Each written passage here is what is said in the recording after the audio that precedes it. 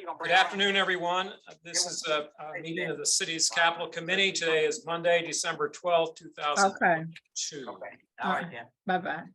Okay, then when the bad. Here's know. a background. I had, as I'm going through introduction, I'm hearing some background, so if you could mute while you're on talking on phone. Thank you for coming this afternoon. Today's agenda, if you recall, it's been a while since the capital committee met. We met last September, and that was going over the revised citywide capital needs inventory. And then also we have a, let me see, I don't see Alderman Cohn yet, but we do have another new member, Christina Garmendia. You on this afternoon? I'm here. Oh, great. Hey, Christina. And what we'd like to do is somewhat of a refresher from our September meeting, and then go over some of the new items from the inventory we went over last September, and just go over what our process is from here for getting a supplemental capital appropriation recommendation. Now, if you remember, when we went through this process last year, there were a number of sources we had identified. And Christina, for your benefit, just by ordinance, anytime we have an operating surplus in the budget, by ordinance, 1/2 of that surplus is allocated to capital. So that, which is a good thing, because it's a one-time source of funds, and it's a one-time use. So we allocate any prior year surpluses. Last year at this time, we also had ARPA funds that we were allocating, although there is a separate bill that for Board Bill 120 that it's got some appropriations in proposed appropriations in it. We're going to have to look at that to make sure we're not double counting some of the stuff from our current inventory, so that's all coordinated, and we'll be discussing that a bit.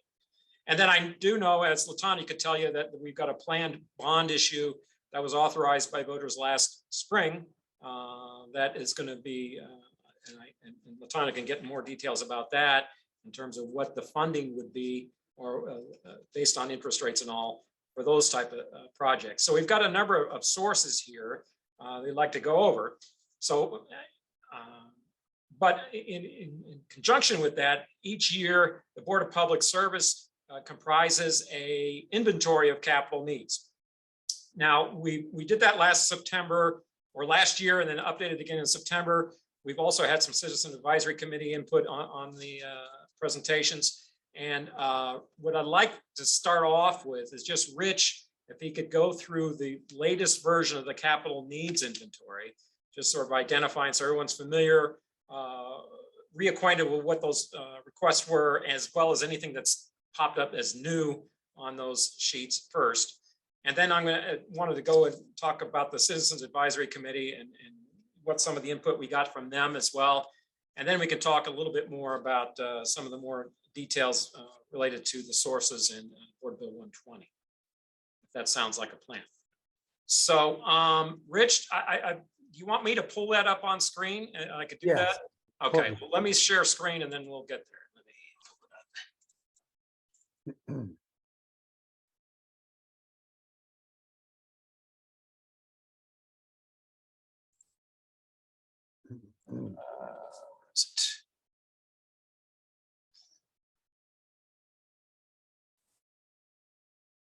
see if I can do this correctly here. But I had it a second ago.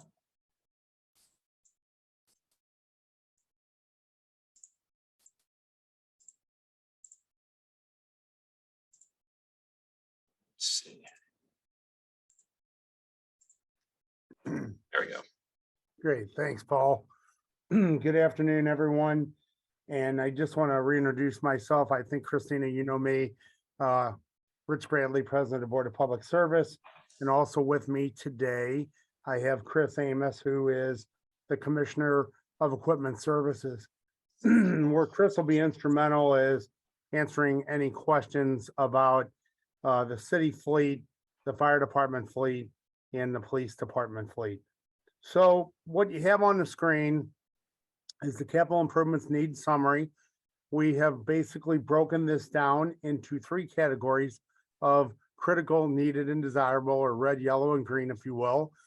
The overall capital needs of the city right now, as you'll see under the total column to the right, is $416,984,000 $1,300. And then what I would ask you to concentrate on today is exactly what we have been concentrating on as a capital committee and what we've been concentrating on with the Citizen Advisory Group, which are those items which are marked red under critical for $159,131,000. The reason we ask you to concentrate on that is because that is a large drink of water, and there's probably no way that we are going to fund all of those needs this time. And so if we concentrate just on those, we can pick out the most critical ones that are there. If you wish, and if you're interested and you'd like to look through the yellow, you're certainly welcome to, or the green, and ask whatever questions about it you can or want to. However, we've prioritized these with the departments and with the engineering staff here and facility staff, the ESD staff, to pick out the most critical items so that we cut our time down in doing this.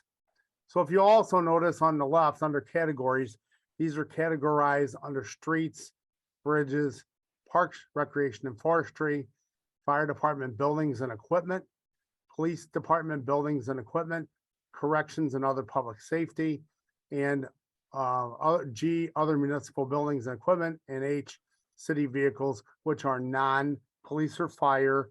These are day-to-day operational vehicles such as snow plows, refuse trucks, street sweepers, and the like. So what I would like to do now is run through each of the categories and give you just kind of a brief description of what these projects are that are under critical, and then can certainly do my best to field any questions you have on them. Now, please keep in mind that there have been some presentations on these by the operations staff. And so there are some presentations under the capital committee website with very specific details on them if we want to get into the details and you'd like to know some more about them. So without And Rich, further I can ado- pull those up anytime. Oh, okay, great, Paul, thank you. So without further ado, let's look at streets category A. And so before we actually describe any of these projects, what I would like to tell you is that we in BPS and the city apply through East West Gateway, which is our MPO, our Metropolitan Planning Organization, for grants of any sort that are possible to get funding for the city. In most cases, and I'll just say this generally, if we apply for a grant, the city puts up 20% local match share. The feds, if it gets approved, put up 80%. So basically we put up $1, they put up $4 for every dollar we put up in a grant setting. So we all, and I should include SLDC in the mayor's office as well, because Nancy works hand in hand with myself and Rob Orr and Neil and everybody through the city to maximize these grants as we can. So as we're going down the list, the first one I'll talk about is Cass Avenue. You do not need to worry about Cass Avenue. If you look in the right-hand column, it talks about a $5 million congressional earmark, which we hope we will still get from Blunt.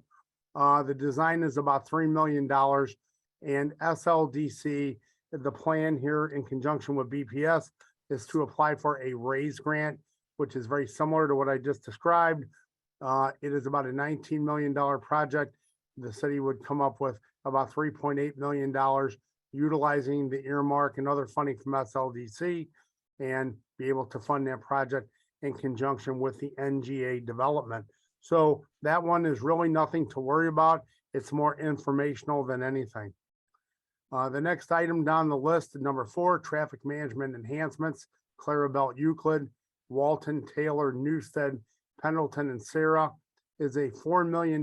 This falls under what is called a CMAQ grant, which is a congestion mitigation air quality grant. And this again is through East West Gateway. This typically is for signalization and coordinated signalization throughout the city so that the signals are timed with each other and minimize the wait time, therefore minimize the idle time of a vehicle sitting in an intersection and keep traffic flowing. This is a $4 million project. Actually, the match share has increased to $880,000 within the last few days. So that is something that we're very interested in doing. We've done a number of these and they're a great project to do. If you page down, the next project on the list, the ADA transition plan implementation. We started the ADA transition plan under the previous board bill work. And I think everyone here is probably, if you're not aware, American Disabilities Act is a federal mandate, and we are required to have accessible facilities, streets, sidewalks, buildings, programs, everything that we touch or sponsor needs to be ADA accessible. This program transition plan itself is underway. It's just about completed, and now we are starting to implement that plan. And so we will continue to ask for additional funding to do implementation of that plan until it is fully implemented. This is a long-term plan.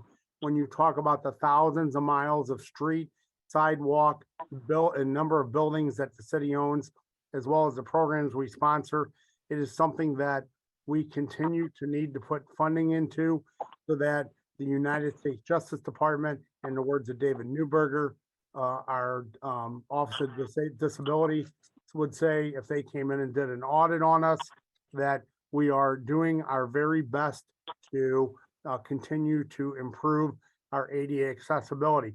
Again, $2 million is a place marker. If there was an opportunity to put more in, that would be great, but we need to continue putting into this program at some level. Next page, please. Okay, next page. If you look to item number 24, arterial street paving. I think we've all had this discussion in the past that the arterial streets around the city are in relatively poor condition. There's a lot of potholes. They need to be paved. There was funding that was placed into Board Bill 184, and it was on the order of, it was shy of $14 million. I don't have the exact number here in front of me. However, we are continuing that program, and the street department made a presentation on the arterial streets that they were estimating to be paved in this round. Those streets are here. North Broadway. They propose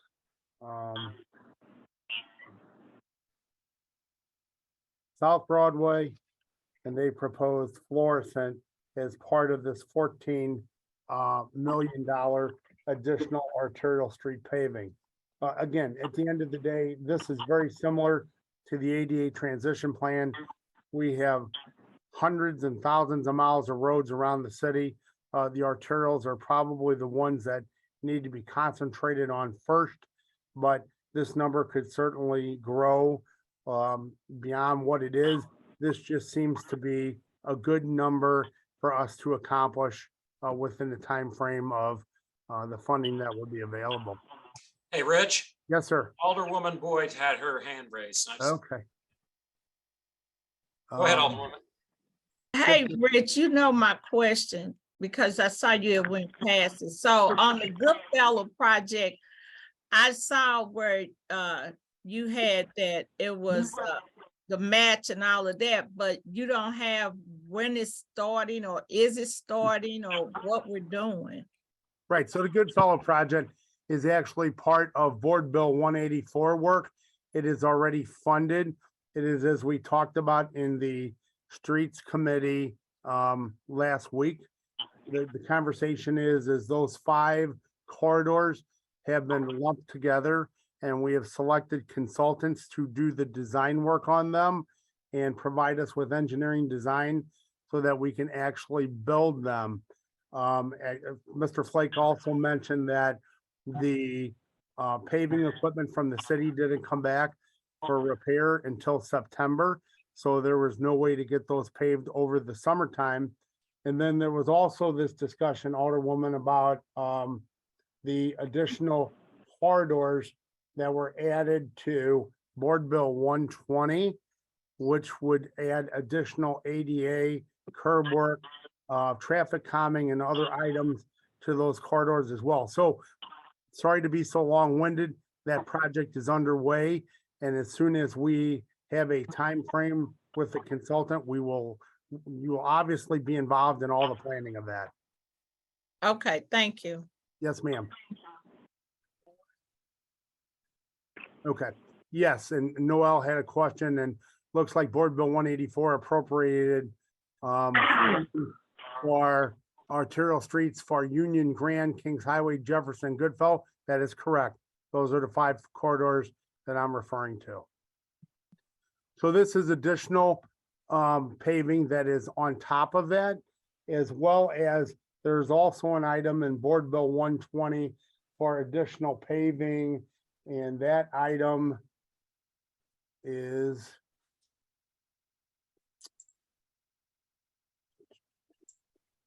arterial street paving, $8 million in Board Bill 120. So the conversation for the capital committee would be if and when that board bill passes, you know, how much of that would we have taken care of this 14 million, which, you know, is about we'd have about $6 million left.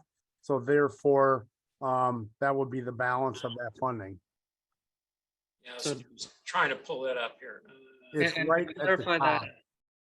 and to clarify that, Rich, that 14 million takes into account that 10.5 million that we already put towards arterial street paving in Board Bill 184, but it does not take into account the 8 million proposed for appropriation in Board Bill 120. Is that right? Right, so Board Bill 184 is separately funded. Those are already funded and not part of that 14 million. But I would say that if Board Bill 120, when Board Bill 120 passes, then that $14 million that's in the capital improvements list would decrease by $8 million and go to 4 or 6. Thanks for the clarification. Yes, And sir. I'm assuming, Rich, that this is the same projects that we were talking about in the streets presentation. The Yes. North and South Broadway and Florissant, right? Yes, I think they all apply to the same projects. It's just different funding sources adding towards the arterial street paving number of $14 million. So this will be about 8 million of, this would be 8 million of that if approved. And so then that number in the capital committee list would go to 6. Great, because one of the things I'd also like to do when we're doing this thing is we did it with 184 is get this all mapped. I think it's important for everyone to see where this is. And that's one of the things I want to do between 120 and whatever we recommend is that we can show where these projects are. So we just need to get that identified. Okay. One final clarification. Can we take that to apply to the entire capital improvement needs inventory, Rich, that has been updated to reflect the investments appropriated in Board Bill 184, but it has not been updated to reflect the proposed Board Bill 120 appropriations? That's correct, because 184 is approved and 120 is not. So it's pending the approval of 120. If 120 were to be approved, then my office would adjust all these numbers down accordingly. Makes perfect sense. Thank you. Thank you.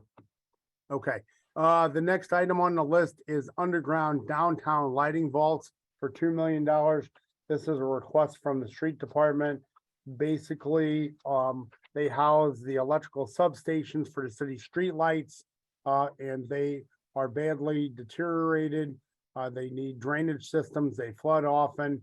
And so this would replace those downtown vaults. And there is a presentation, a very, very short picture of those and presentation on the Capitol webpage. I don't think we need to pull that up at this time unless anybody has a question about that. Louisiana Com Street Phase 2, let's see. Louisiana Com Street Phase 2, Holly Hills to Merrimack. Recently, we are in the process of completing Louisiana Com Street Phase 1. It is a grant from East West Gateway, as I mentioned before. And so this would be the next logical project to apply for. It's a complete streets grant Actually, Alderman Cone is on the call as well. It runs through his ward as well. And basically, this is one of those grant projects where you would put in $1 for the city local match share, and the feds would match the other $4 with a grant project. So this would actually complete that corridor and make sense to finish that project. So that's why we have that one as a critical project. The next one on streets is signal timing and detection, number 27. Basically, what this is implementing new traffic signal timing on city arterials. This is the installation of vehicle detection at critical intersections. If you're not aware of this, there are two ways that the traffic signals detect vehicles, either by a camera, which is mounted on the mast arm, or these small pucks, which are inlaid into the asphalt pavement. And again, the goal of this project is to reduce unnecessary stops and delays, promotes cost savings and fuel consumption, noted at 25,000 per signal, a lower vehicle emissions, and shorten the wait time for pedestrians. And this is a $2 million project, and this is not a grant eligible project, so it all would need to be funded by us. Okay, next page, Paul. Rich, can I just add on that? One is that we have put this off for a period of time, and this actually is something we need to figure out because it isn't in any of the ARPA infrastructure bills either. Thank you. That's correct. Okay, so we finished category A. I guess I'll stop for a moment and ask, are there any questions on the streets projects that I've covered so far?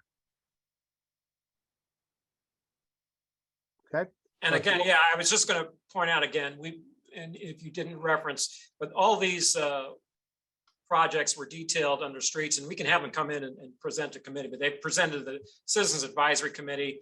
I gave you a reference to the PowerPoint that they provided, so some details on both the signal timing that Rich talked about, the underground vaults, the management and the traffic management enhancement, and the North Broadway, South Broadway, and fluorescent paving projects. So they're all in that presentation.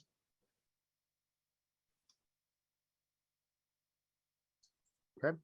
It's Alderman Cone. I do have just a couple questions. This is my first time, being a representative on the Capital Committee here. So forgive me if, I'm kind of leaning into my learning curve. But so what's the overall budget that we're working with here? Like, I don't see that in the documents that have been sent over. Yeah, well, first of all, welcome, Alderman Cone. Thank you. Actually, we had a number of sources, one of them being the half surplus from the prior fiscal year, which is about $27.5 million. And then we do know that we're going to be doing a GO bond issue sometime in the next few months, and that's and Latanya could correct me if I'm wrong, but I'm thinking that's going to be a little shy of 20 million. Now, one of the things that we also need to do is reconcile whatever's in Board Bill 120, which was an ARPA appropriation for capital, with whatever's on this list. So that we'll have to go through that and compare to make sure that we're not double counting projects, and make sure that, for instance, we just talked about arterials being 14 million. Well, there's 8 of that in Board Bill 120, so then our needs are going to be less. But so I'm thinking it's going to be probably south of 50 million, at least from those two sources. And then, of course, you got Board Bill 120. Okay, and thank you for that, Paul. I was going through this list that was sent over, and I mean, there's 160 million roughly in critical needs that have been identified, and I wasn't sure. That's a very large sum of money, and it didn't seem like we would have that kind of money sitting around somewhere to address all of that. But welcome to the Capital Committee. Yeah.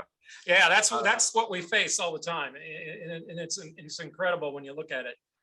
Even though you would think, hey, all the ARPA monies and all the other assistance we got, there are almost always requests are higher than what we have available. So For sure. One follow-up question there, if I may jump off Alderman Cohn's question. One is, at what point in the process we'll be considering the regular capital fund, the half-cent sales tax? yeah, that's going to be in conjunction with the regular 24 budget. So this is, these monies are over and above the regular capital budget. And then you're going to have, next year, you're going to have the half cent and all those parks cent capital sales taxes as part of the FY24 budget process. Right, so obviously we'll have to put together some sort of final budget by when? March, February? Yeah, well, we present it to the Board of E&A in April, so we'll have to have something, yeah, late March, early April. All right. And then I was just wondering if either you or perhaps the comptroller's office could speak at all to the GO bond in a little more detail. Obviously, the authorized bonding authority there, I believe, is 50 million, but you were referring to a $20 million bond. Yeah, and I'll Latanya can correct me if I'm off, but the idea was the authorization was 50, but you're still, it's going to be in tranches. Basically, you're utilizing whatever property tax rate is going to be rolling off, right? Because it's a no tax increase issuance. And so that's not going to be 50 all at once. It's going to be over time, it's going to be that. So, and I don't know, Latanya, if you're with us, but the idea was that, okay, over the next few years, you've got an authorization to do 50, but the first tranche might be something depending on what interest rates are, something less than 20. No, Mr. Latanya, and Paul is definitely correct on his statement. Our advisors are currently running the numbers. We're thinking that the amount will be between 19 and 21 million for the first tranche. Got it. Thank you both for the update. Great. Got up. Okay, Rich. All right, let's go to B, bridges. And I'll give you a little bit of a briefing on this ahead of time, just like before. This also falls into the category where we apply to East-West Gateway for grants for bridge rehabilitations or reconstructions, not major repairs. So you'll notice that the structurally deficient bridges that we list local match years, where the major repairs list the total amount. Just to give you a little bit of an overview on this, there are 76 vehicular bridges owned by the city of St. Louis. 47 are on system, 29 are off system. That simply means they come from different pots of the federal funding and state funding through East-West Gateway to pay for them. 69 of them are within the city limits. The others there are 6 at Lambert St. Louis International Airport, and there is actually a bridge approach in East St. Louis, which is currently not in service. And so there is a relatively long presentation on bridges. If you have an appetite to understand how we do bridge inspections annually, how bridge ratings work, and how we actually rate the bridges, you can take a look at that presentation and spend a little time, and certainly call me if you have any questions on it. I will tell you that as a part of Board Bill 184, that there are 7 actual structural repairs being done on bridges right now. And there are 6 replacements. I should say 3 replacements, because 3 of the local match shares were actually dropped out of Board Bill 184 as a floor substitute or an amendment. And so we will talk about those in just a moment. Moving forward, what we're looking for here on this particular list in summation is the first numbers 3, 4, and 5, which are Compton over Mill Creek Rail Yard, which is currently under design and right of way. It has a grant. Lindell Union over Forest Park Parkway. It is in design and it has a grant. And Lindell and Union over Metrolink, and it is also in design and has a grant. And as those local match shares that you see there for $7.6 million, I believe it was, it's actually $9 million. Get my numbers right, $9 million. were a portion of that was part of Board Bill 184, and it was removed as a supplement during the approval by the Board of Aldermen. So the first thing that we're asking for is we have grants on those 3 projects that are active. We need to restore those local match shares, and so we can finish the design, bid the construction, and finish those complete replacements. The other items that you will see on the list are Loughborough over to Union Pacific Railroad and Chronolet Park. And what we're asking for is $1 million on design for that particular project. And the rationale for looking at the design for that project is then next year, as part of the bridge infrastructure program, we would have a shovel-ready design. We could apply for the actual construction, and we could put the $1.6 million local match share for that grant in place with the feds for an $8 million project. And that is critical because MoDOT will be replacing their highway bridge at 55, Loughborough over 55. So we certainly want to be in concert with them, do these replacements at the same time, so they don't close a bridge, open a bridge, and then we close it a year later and disrupt all the traffic flow and businesses and everyone else in the area. We need to do that all at the same time. And then if you look down to the other major repairs below that, there is planned for $1.150 million for multiple other bridge repairs around the city. And these are things that we note while we are doing our bridge inspections every other year or yearly, depending on what the criteria is on that particular bridge. So things such as sealing decks, fixing end vents, repairing expansion joints, anything that is part of the repair of bridges. And I just want to be really clear with this. We, the Board of Public Service, work very closely with the street department on this. However, the street department does not have the capability to do most bridge repairs. So therefore, all these are typically engineering designed and then contracted out for repairs. And again, bridges are obviously a major public safety item, and we stay on top of them regularly. So I think that kind of wraps up the bridges, and I'll take any questions on any bridges. Alderwoman Boyd, so your hand is raised. I'm sorry, it's not about bridges. It was something else. Go ahead. I'm sorry, Rich. That's No, go okay. ahead. If you got a question, Alderwoman Boyd. Go right ahead. So, because I keep hearing shovel ready. So I'm kind of slow on this whole construction piece. Can you explain to me shovel ready? What is that actually saying? That is the best question anybody could ever ask. And I really appreciate that you just asked me that question. So when we do a engineering design, the design is completed and it is ready for construction bidding, that is shovel ready. A study, a traffic study, any kind of a study is only about a 15 to 20% of a conceptual design of the actual engineering design. That is not shovel ready. So you got to have the drawings, plans, and specs in place, ready to go on a street for bid to be shovel ready. Okay, so once you say your project is shovel ready, then they go out for bids. Right. And Okay. so typically a lot of these infrastructure grants that the feds have been putting out, they say they need to be shovel ready.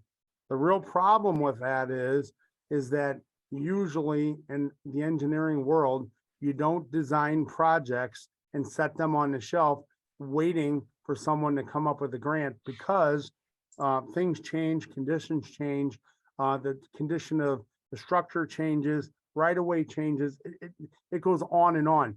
You want to have the design finished and go right to bidding. So I find it always interesting they say this because very few municipalities do this. So we're trying to be ready in this particular case.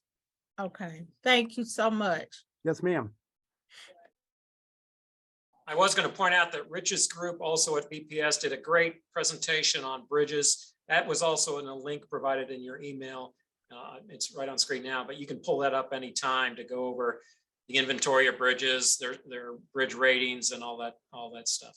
So. Okay. I think we can go to Parks, Recreation and Forestry. C. So as we look at these projects, these are typically projects that will all be funded locally from city funding, as these are usually not grant funded. We do look for grants. We're always searching for grants, but these type of things usually are not eligible for grants. So these are projects that were presented by the Parks Department, Director Greg Hayes and Commissioner Kim Hagley, as well as Alan Jankowski.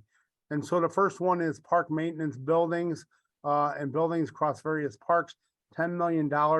These are the maintenance facilities in all the parks where the parks staff for those buildings, say O'Fallon Park, Cronolette Park, Fairgrounds Park, any of these parks where they have staff that are there continuously, these are their buildings. And in most cases, the windows need to be replaced, the tuck pointing needs to be redone, the roofs leak, the overhead doors are broken, the restrooms and bathrooms and general facilities are not up to compliance ADA, or in many, many cases, they're not even up to standards of, you know, a reasonable human being expected to use them on a regular basis. So Kim's group put together a list of these, and I believe there's a presentation on those that shows some pictures of those.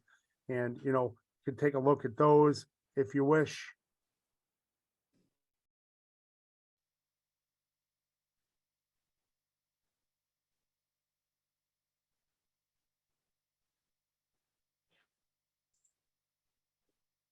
Yep, so that presentation is there if you would like to take a look through that, see what those items are. The boiler replacements number 2, this is a continuation of the work that we began in Board Bill 184. Board Bill 184 had boiler replacements, 12 of 30 in the city rec centers.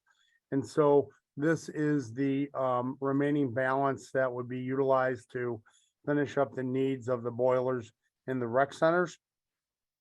Same goes with the pool renovations. We had an item in Board Bill 184 that was $1 million for one of 7 pool renovations. This is the remaining 6 pools. The city has 7 pools. This is the remaining 6 for any kind of pool repairs. Could be from the decking, replacing the pool, to refinishing the inside of the pool, to filtration equipment, to the fencing surrounding the pools, to a number of different items that would be for pool restoration and maintenance. The next item on the list is Soulard Market renovations. So the Soulard Market, I think everybody knows, is the farmer's market down on 7th Street. And this is under the jurisdiction of the Parks Department. There are many, many needs at this facility. I believe that the total restoration of the facility, if we were going to do a full renovation, is somewhere in the neighborhood of $15 to $20 million.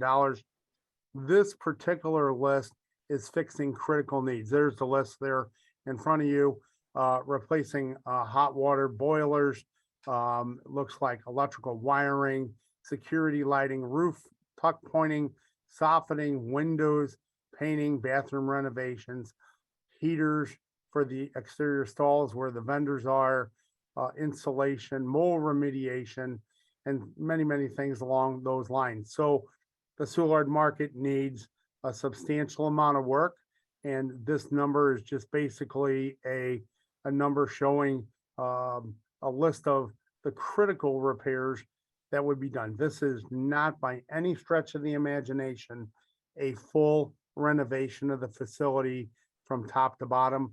It is repairs as critical. Paul's paging through the pictures now. You can get a general idea of what that looks like, the infrastructure, the boilers, things along those lines that need to be replaced at that facility.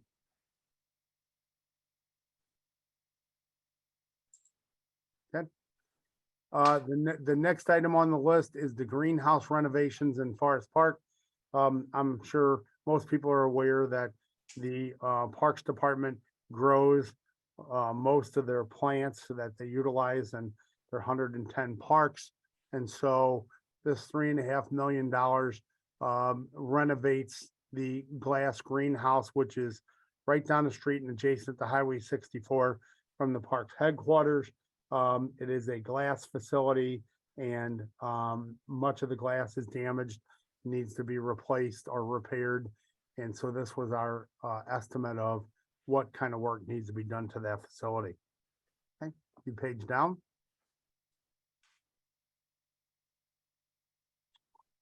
So that might be all the critical parks.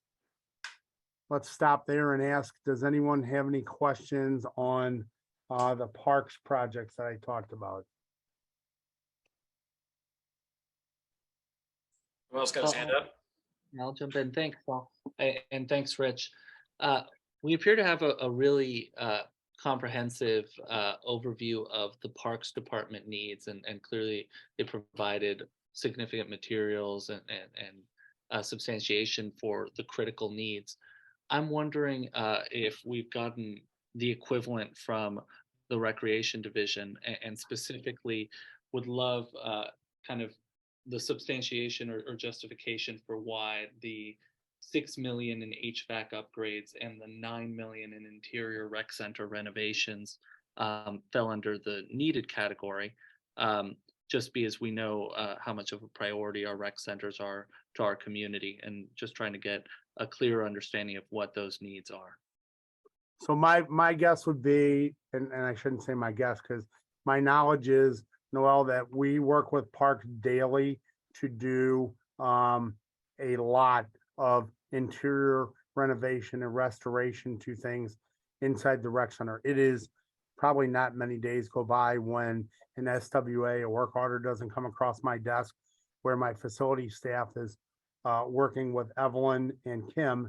And Kim Hagley is usually the project manager with her engineering construction background, and works with Evelyn. And so we have done quite a bit of interior work in those facilities.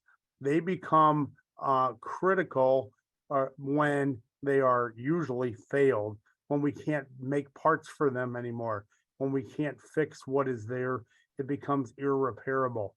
It is needed when it starts to infringe on its useful life, if you will. So those things that are in critical, I would say, are beyond, and there's no repairing them. The things that are in yellow, in most cases, we are still repairing them and we're holding them together, and they're still operative. However, they are either coming up on or beyond their useful life. That's a really helpful overview of the distinction. I'll still suggest for the group's consideration that if we could request something equivalent to what Parks provided with respect to their needs from the Recreational Division, that could be helpful, just to get a little bit more insight into what those needs are, because those are big numbers and it's hard to understand So- exactly what we're talking about. In what sense are they big numbers that you're in the needed column? Indeed. So in the needed column, the reason that they're needed is because we're reassessing how much some of those facilities are actually used, and that and how many children are actually in those rec centers and what's happening with them. And what we're finding is that there are a few that are underutilized, and we need to make a decision on them internally as to what they're going to be. But the Recreation Center and Parks all were involved in this, because even though it's parks, the Recreation Center does, even though they're recreation centers, the parks does have some input on things that have to be fixed in the centers themselves. So where you see large amounts of, if you go down, Paul, on the page, the ones on numbers, go back up again. The 13, start at number 13. Let's see here. So that 13, 14, 15, we're looking at that entire building is a serious issue. And the number of children that we have using that facility is very small. So as we do this and they put their list together, we're also asking how much is the particular center utilized and what's the best use within the department as to where we should be making changes and where we should be making improvements based on usage, not just based on what people have done every year, which is just to put in for the same things to be fixed with no thinking about how this impacts where we really have the need. Yeah, So- those are all reasonable considerations and certainly appreciate the holistic assessment as we work to deploy resources. I guess, let me ask the question a different way. Do we have a more detailed breakdown of the recreational centers, the city's rec centers capital needs? That further breaks down, because that breakdown and assessment of the West End rec centers needs is really helpful. Do we have the equivalent for line items H8 and 10? I believe that those were all put together, but each one is listed, Rich, I think, on the original sheets that they gave you as to what they would be doing for each one. So they've combined them all together, but we probably can pull out what each rec center needs individually, if that's something that you feel you need to have. I think that would be helpful, yes. Yeah, Rich, did they submit those? Because I remember on some of the earlier ones, like for instance, that $10 million one, we actually had to go to Parks, ask them to detail it, particularly like on the Soulard one as well. We asked them for the details and they were able to provide it. So I imagine they would be able to do that. But Right, so Nancy's correct. I'm sure they put them together per rec center and they just simply provided to me what the total is. So I think the question for Greg Hayes and I'm sure he will ask Kim because she's his engineering support, is to provide a breakdown by rec center of what the needs are. Now, again, the critical ones, which are the boilers, the roof, the things of those nature, you know, we close the external box up with the major projects, keep the water out, keep it heated, keep the lights on before we do other things. But, you know, Greg could expound on, you know, the gym floors that we've refinished, the painting that's been done, the gym lighting that's been done, the electrical upgrades, the pools. I mean, there's been a substantial amount of, you know, normal improvements that are done there that don't quite reach the need of these large capital improvements. And in fact, you know, if I recall properly, Greg and Evelyn had worked with a number of people to do projects that were donated. And I know there was some funding that was donated towards some of the rec centers as well. So they would have to assemble that, but I think we could ask for it. I think they have that, Rich. And it's not that difficult for them to assemble if that makes more sense. Sounds good. and we could ask them to present if we want to. So if that's something that we'd like to do as well. Thanks, all. I think just the materials would be great, and then we can move forward accordingly. All right. I would like to see that as well, and maybe go a step further. And I don't know if a wish list is appropriate or not, but I would really like to see how can we get more funding, or a list of not just the critical needs and the desirables and all of that kind of stuff, but how do we maybe invest in the rec centers? And if that's the case, what's the money that would be needed to either go through a planning process or implementing that? I think, at least for me personally, and I know there's another alder person on the line or two possibly, but I would like to even have a conversation around how do we do a bond issue specifically for our recreation centers. I think they're critical assets within our community that have needed a lot of attention for a very long time.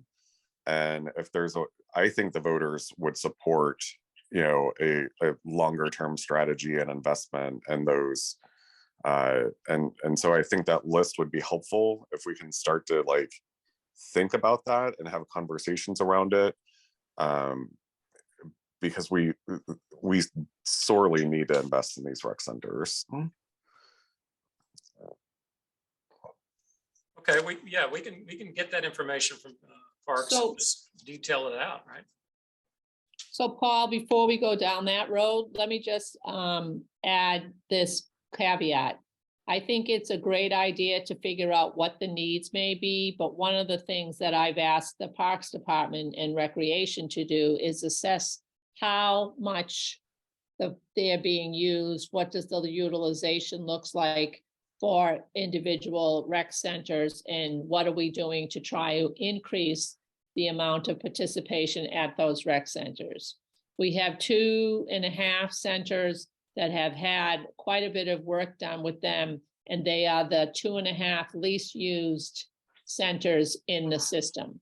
And I think before we strategically decide we should put all this money into the rec centers, we really need to answer the question from the community as to how they envision the rec centers and what they see and how they might use them, because I think that in many cases, they're not the alternative for people the way they were before. And some of it is because they need upgrades, but some of it is also where they're located and whether people see them as part of the community to use them as much as possible or not. And so we've had a couple of meetings about that.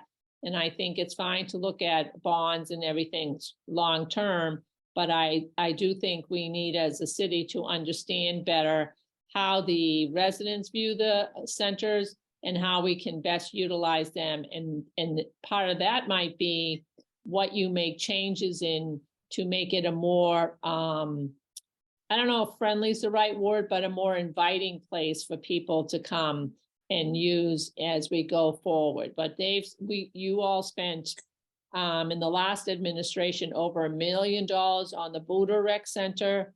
You spent some monies on the Gamble Rec Center, and monies were spent on 12th and Park, which does have new basketball court floors, and those are being utilized more than they were before. But those are not the 3 biggest centers that are used. The ones that are used more are Tandy, Wold, Marquette, and Carondelet. And I believe Carondelet is actually managed by the YMCA, not by the rec center directly. I'm not sure about Marquette, but I think you have to look at this holistically through all the different areas to see how we need to upgrade and make things better, but we need to look at what the residents want as we go through and do that, not what we think as administration people, what people need in this particular area, because I don't think our ideas are actually where the community is on this issue. So. Thank you, Nancy. So is it fair to say that we're asking a couple of things? One is the details in some of the capital needs that are on the list currently, whether they're listed as critical or as needed from all the centers, plus any of the utilization factors that they've got right now. I believe, Nancy, you mentioned that they're pulling together so that we can look at those in context, so that we're, as we always try when we're allocating capital resources, we're trying to get the biggest bang for the buck. So obviously that might provide some context and guidance in terms of where we allocate those funds. Does that make sense? And there's a couple other people, I can't tell by the screen, but it says a couple other people have their hands up too. So there may be additional information that people want, but from my perspective, those 2 issues need to be addressed together. Christina, you had a question. Yeah, it's on the same lines as everyone else with the, I think we do want to have more information about the recreational center needs, and not just the like emergency things that need to be replaced, but what are the, I think we need a more comprehensive revisioning process. And I don't know how that interacts with this committee. So right now they're in the yellow, so they're not in the, category for us to really consider. seriously for this round of surplus. But looking towards, like, given any kind of study like that would take many months to do, or even find funding to do the study. I'm not sure like on the timing of funding, further funding, or having a better funding strategy for the recreation centers. Like when would that be happening, and how would that interact with this capital committee? Right. Well, I think, well, one, you're correct. This is a sort of this particular funding package that we're going through right now is sort of a one-off, because some of these funds are not going to be recurring necessarily. I mean, we may have a surplus next year, who knows? And I know ARPA, I think once that's done, it's done. And then we've got that bond issue. But the recurring portion of the capital we do every year, and we, as we mentioned earlier, is we recommend that for March to ENA in April. And there are recurring sources, the half-cent capital, as well as some of those parks capital accounts that, and then recreation itself has a half-cent portion of the half-cent. So I think when we get to the recurring regular capital, we can also look, in addition to what we're looking at today, we can also look at on an ongoing basis, how are we allocating based on what operational needs are versus just the flat out capital needs. I mean, obviously, if one center's got more utilization than another, and it's that may factor into where you send those capital dollars. So I think you will have the opportunity just from the recurring capital budget to weigh in on future capital needs. And I think it's important that one thing the capital fund does is it doesn't necessarily determine operating. I mean, that's a whole different, that's Nancy's department and all, but what we try to do is we try to be supportive of whatever the operations are. So to make sure that they run in sync. So if one rec center is utilized heavier than another, that's something we need to consider when we make our allocations.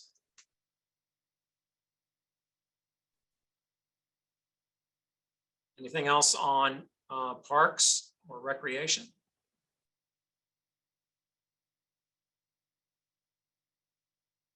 Okay, Rich. Okay, so, and just to kind of reiterate one point, when we gather this list from each of these departments, the directors and the commissioners of these departments weigh in and work with us on these requests to determine what they are, what their priorities are, and then we ask a lot of questions back and forth. So not to beat a dead horse, but Parks, Recreation, and Forestry, Greg Hayes and his group provided us those requests, and we work with them to determine these based on all the big picture of what we've done and what we need to do in order to keep these centers moving along. Now, again, I realize people want information, and that's certainly fine, but this was put together through engineering judgment in conjunction with what had been done previously and what's about to fail, as I explained to Noel. So let's go to fire department, please, which is D. And so there's two parts to the fire department. There are buildings and vehicles. I would ask you to table the vehicle discussion at the moment until we get to the end.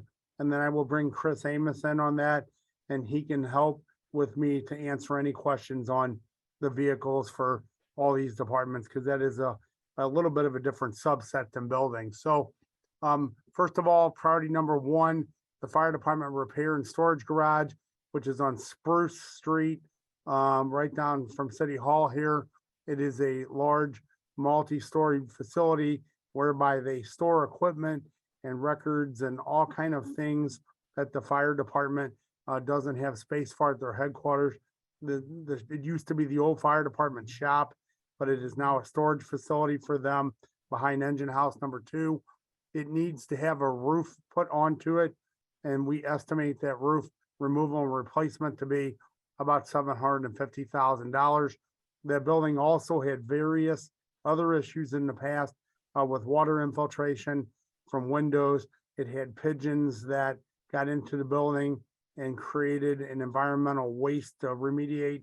We've taken care of all those. This is the final step to get a roof put on that building, make it watertight, and we should be good for a few years without having to come back to it. The second item is the fire department headquarters and firehouses, HVAC and plumbing upgrades. This is a very general item. But in general, what happened is those facilities are utilized 24/7, 365, and our 30 or so fire stations and headquarters facilities. The HVAC and plumbing work was done approximately 25 plus years ago. All these systems are starting to reach their useful life. And as I mentioned again before, my staff does a very, very good job of keeping these things running. At some points in time, you can't even get parts for them anymore because the units aren't made anymore. My staff has gotten very good at making parts for things, but at some point in time, there is no ROI. There is no longer keep it running. They just need to be replaced, because if they fail, then we become into this critical situation of an emergency. So I would prefer that we don't do that in a 24/7, 365 facility, that we nip it in the bud before it fails. So that's what that is for. Number 8, replace floors in 10 engine houses. It's a little bit of a combination of two things. Some of the apparatus room floors have failed over the years. The trucks are extremely heavy for single axle vehicles. They do crack the apparatus floors. We've replaced some of them. Some still need to be replaced. But also what this is when the engine houses were done in the mid to late 90s, the architect put carpet tiles into these facilities, and the carpet is worn and no longer even usable. In most cases, it's trip hazard, where these guys and gals are trying to hustle to get down a slide pole and get to a fire. And so this would be to put back in a VCT or a vinyl type tile that is easily moppable and cleanable and would not be a hazard to anybody that lives there or utilizes it, I should say. And then number 10 is fire station driveway aprons and driveways. This is the driveway concrete work in front of the 30 or so engine houses between the street and the building. Again, as I mentioned, in most cases, these slabs are 8 to 10 inches thick of concrete. They're reinforced, but the trucks are heavy, and due to differential settlement over time and use, many of these have cracked, and so they need to be replaced. And so this is a estimate of what it would take to replace, and it says all fire engine houses. That is not necessarily true. It's the ones that need to be replaced. Okay. If you page down. So these are the vehicles. Let's go ahead and save that until the end, if you will.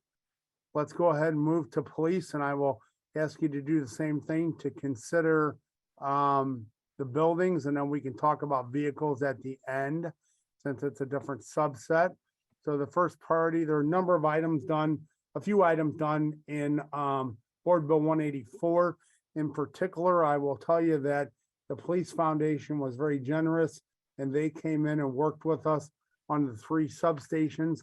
We acquired $150,000 match share, and the Police Foundation put about $1 million worth of work into the 3 substations. So many of the issues that were at those buildings have been resolved that were critical.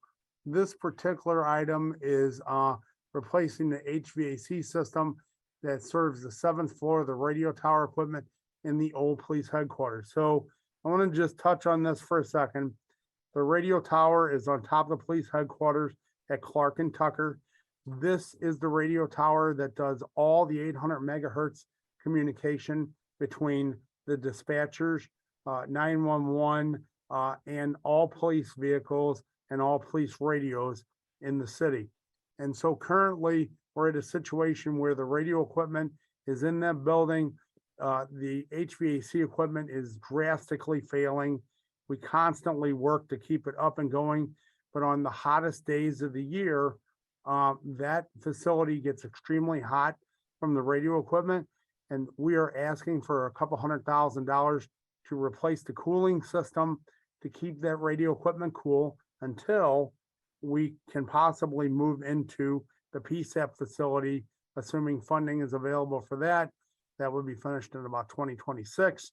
The radio tower would get relocated to Jefferson and Cass, and this would no longer be needed. But we are still a few years away from that, and so we are asking for the funding in order to keep that radio equipment cool. All right, a few pages down. And I think that all that's there is police vehicles, so let's stop there. Any questions on fire department buildings or police buildings before we move on? Okay. Let's go ahead and move on to corrections and other public safety. And so, as everyone's aware, we have been working on the Criminal Justice Center due to the incidents that happened there a couple and a half years ago or so now. We have about a $20 million project that we are in process of doing. That project is replacing many systems, doors, locks, computer systems, communication systems, many things over there for the operation of that facility. And that project is scheduled to be completed in early to mid-summer of 23. And so the only items that are really critical that are still remaining over there are two at the moment. There's an upgrading of the fire alarm system, which obviously is a life safety system. The building is over 20 years old, and so that system has failed in many, many points. And again, because we house people there 24/7, 365, it is very critical that we protect life safety. And so we estimate $500,000 to replace and upgrade the fire alarm system at CJC. The other system is about a $1.1 million project, and that is a roof replacement for all the roofs, the high roof and the low roofs at that facility. They are beyond their useful life. We've repaired leaks over there multiple times, and this is a item to come in carte blanche, replace those roofs with a membrane roofing system. And again, with the idea that there are people there every day, every night, 24/7, 365. We skip down to public safety, the public safety answering point. Just a little brief, particularly for those who are new to the committee. I know a lot of you have heard this, and so pardon me for going through this. This is about 17,000 square foot facility that would be located behind the fire department headquarters at the corner of Jefferson and Cass. It would consolidate our 911 and dispatchers for police, fire, EMS. It would have SEMA as well as an emergency operations center. It is in conjunction with all the standards and codes for a facility of this nature. It is estimated over $40 million, but we do have a little bit of funding, about $5 million in place right now. We are currently working on the design. The design was started back in about early 20 and was placed on hold due to COVID and the pandemic and lack of funding, and has recently been restarted. And so we still have a delta of about $36,225,000 that we need. Now, as I mentioned in Board Bill 120, the public safety, the infrastructure board bill that is currently under consideration, there is an item in there for $15 million. So again, as we talked about before, if Board Bill 120 were to be approved, that 15 million would be subtracted off the 36 million that is asked for here. Our 911 system, I think everybody understands what the current standard of that is and where it currently stands. It's not in very good shape. So we need to do this. And this is something, this PSAP that has been, done around the region. St. Louis County has one. Franklin County has one. St. Charles County has one. This also is an expandable facility. So right now the population of St. Louis being somewhere over 300,000 people, should we and when we increase our population, this facility will be constructed to easily be added onto so that it would not have to be reconstructed in its entirety. But it would basically be the nerve center of our operations and 911 system for the city. There are 3 items underneath of SEMA. I think the first couple items are relatively smaller items that we could have Sarah Russell talk about if we need to, that these are just small pieces of equipment, the radon replacement equipment, or the EOC wall, video wall, for their day-to-day usage. The one item that I'd like to just take a minute and expand on is the outdoor warning siren system, which is in here for about $5 million. The city has 60 or so outdoor sirens right now around the city that sound when there's severe weather or when there's any kind of a threat, and it warns residents of the danger. There's also a number of other systems that the city has incorporated by, calling cell phones or calling home phones and other notifications as well. However, it is still found that many people, particularly with the older generation, do not have some of that technology and find that these outdoor warning sirens are extremely useful and particularly wanted in need. And our sirens currently are beyond their useful life. They're well over 20 years old. Many of them have failed. I cannot give you the exact numbers. Sarah could certainly provide that for you. The batteries have failed. The solar panels have failed. They don't sound properly. And so what this $5 million represents is an engineering study to look and see what the situation of the city landscape is currently as buildings have been built and things have been constructed, to look at where the sound patterns would be, figure out what we need in order to have an operational outdoor warning system and replace the outdoor warning system in its entirety, which would take us for about the next 15 to 20 years. So in that case, we're looking at about $5 million. We have also, by the way, looked for grants along the lines, trying to figure out if there's any way to apply for any STARS grants or any public safety grants. In fact, just asked our Washington lobbyist about the exact same thing. I always find it very interesting that you can get grants for tanks, submarines, helicopters, or a lot of things that we really don't need, but to buy a police car, ambulance, a fire truck, or a warning system, it's almost impossible to find a grant for. So we will keep looking. Is that all of the that category, Paul? Yes. Okay, let's stop there and I'll ask if there's any questions on any of those items before I move forward. Okay, let's go on to other municipal buildings. So there's a myriad of buildings that are involved here, and you'll see them in the location category to the left side. And the priorities are basically lumped together from wherever the building is and what the criteria in that building particularly is. So 1520 Market, there are 3 600-ton chillers. As you know or may not know, that building was purchased by the city from the federal government. Those buildings are way beyond, or those chillers are way beyond their useful life. And again, we work very hard daily to keep those running on a 95 or 100-degree day. I've got people over there constantly trying to, nurse these along and keep them operating so that the people in that facility can, and the courts, by the way, can have temperature control. So this item for $2 million would replace those 600-ton chillers.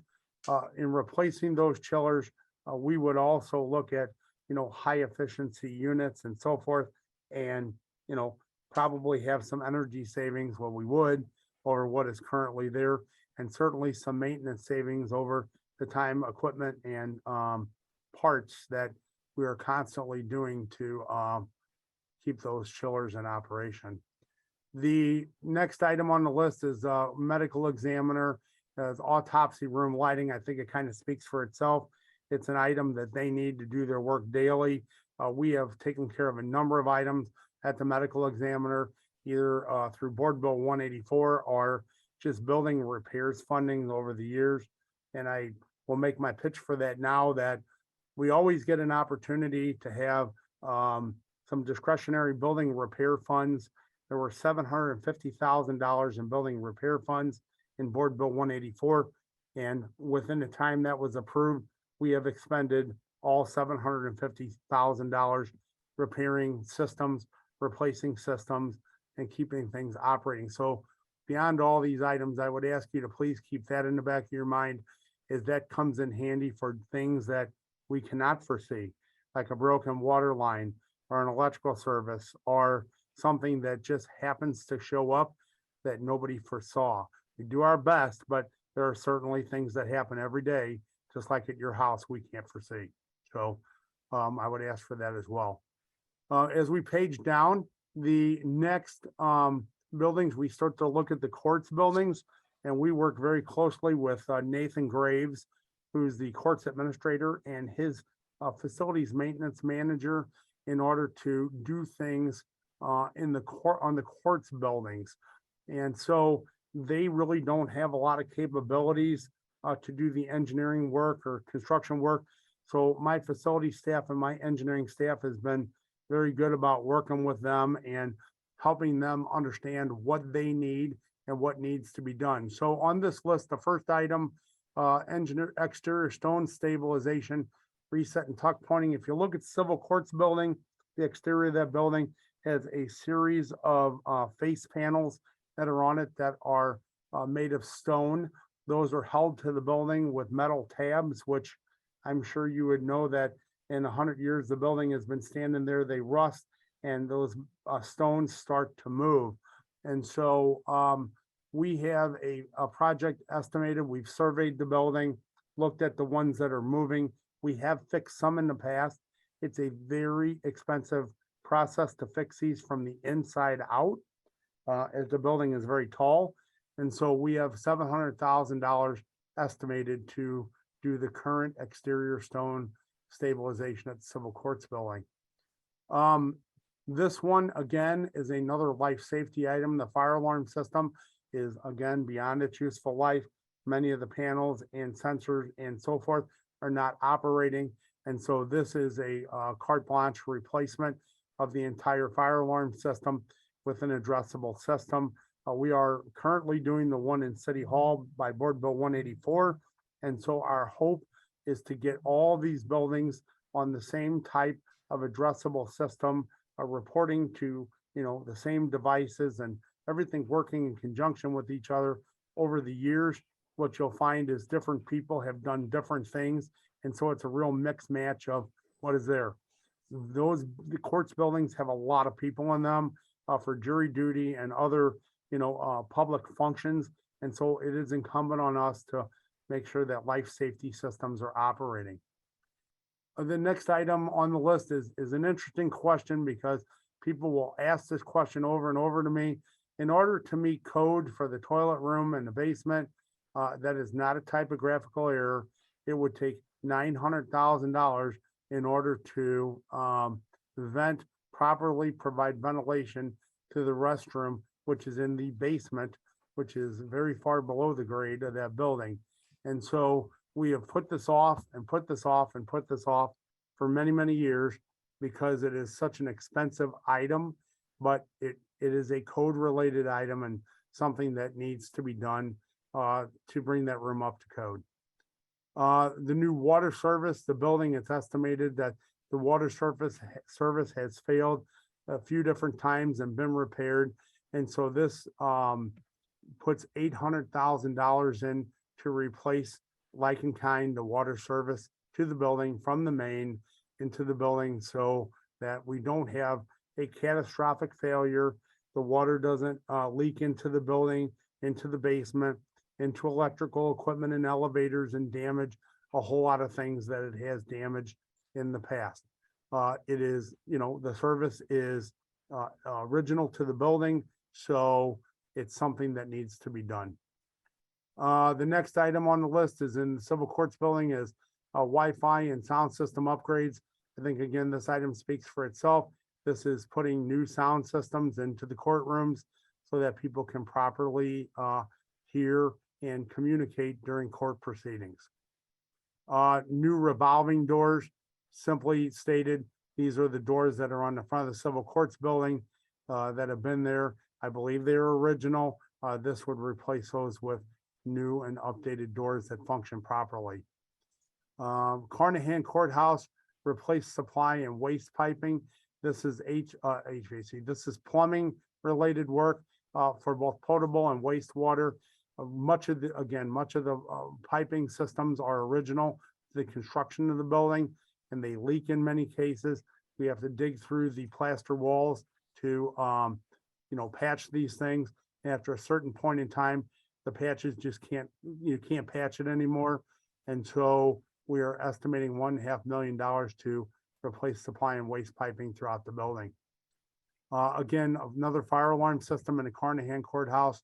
That building also was bought from the federal government some years ago, and we inherited the building with whatever systems were in it.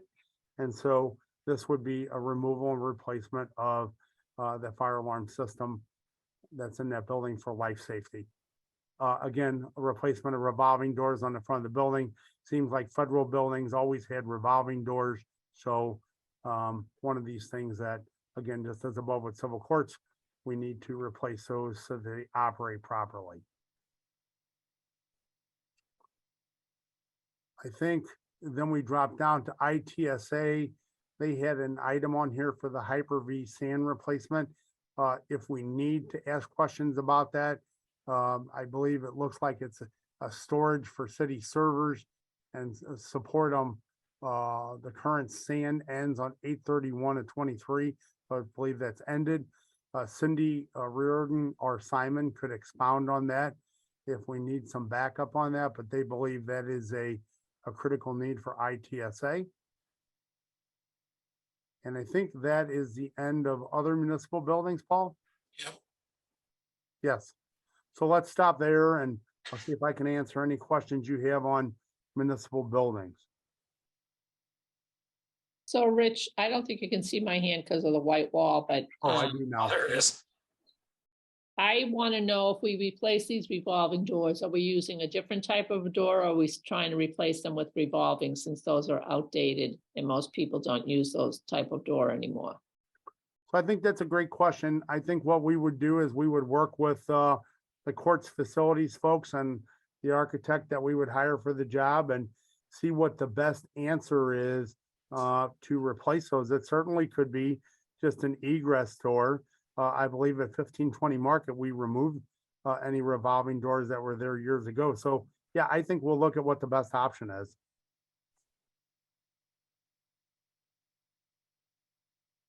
I think Christina has her hand up.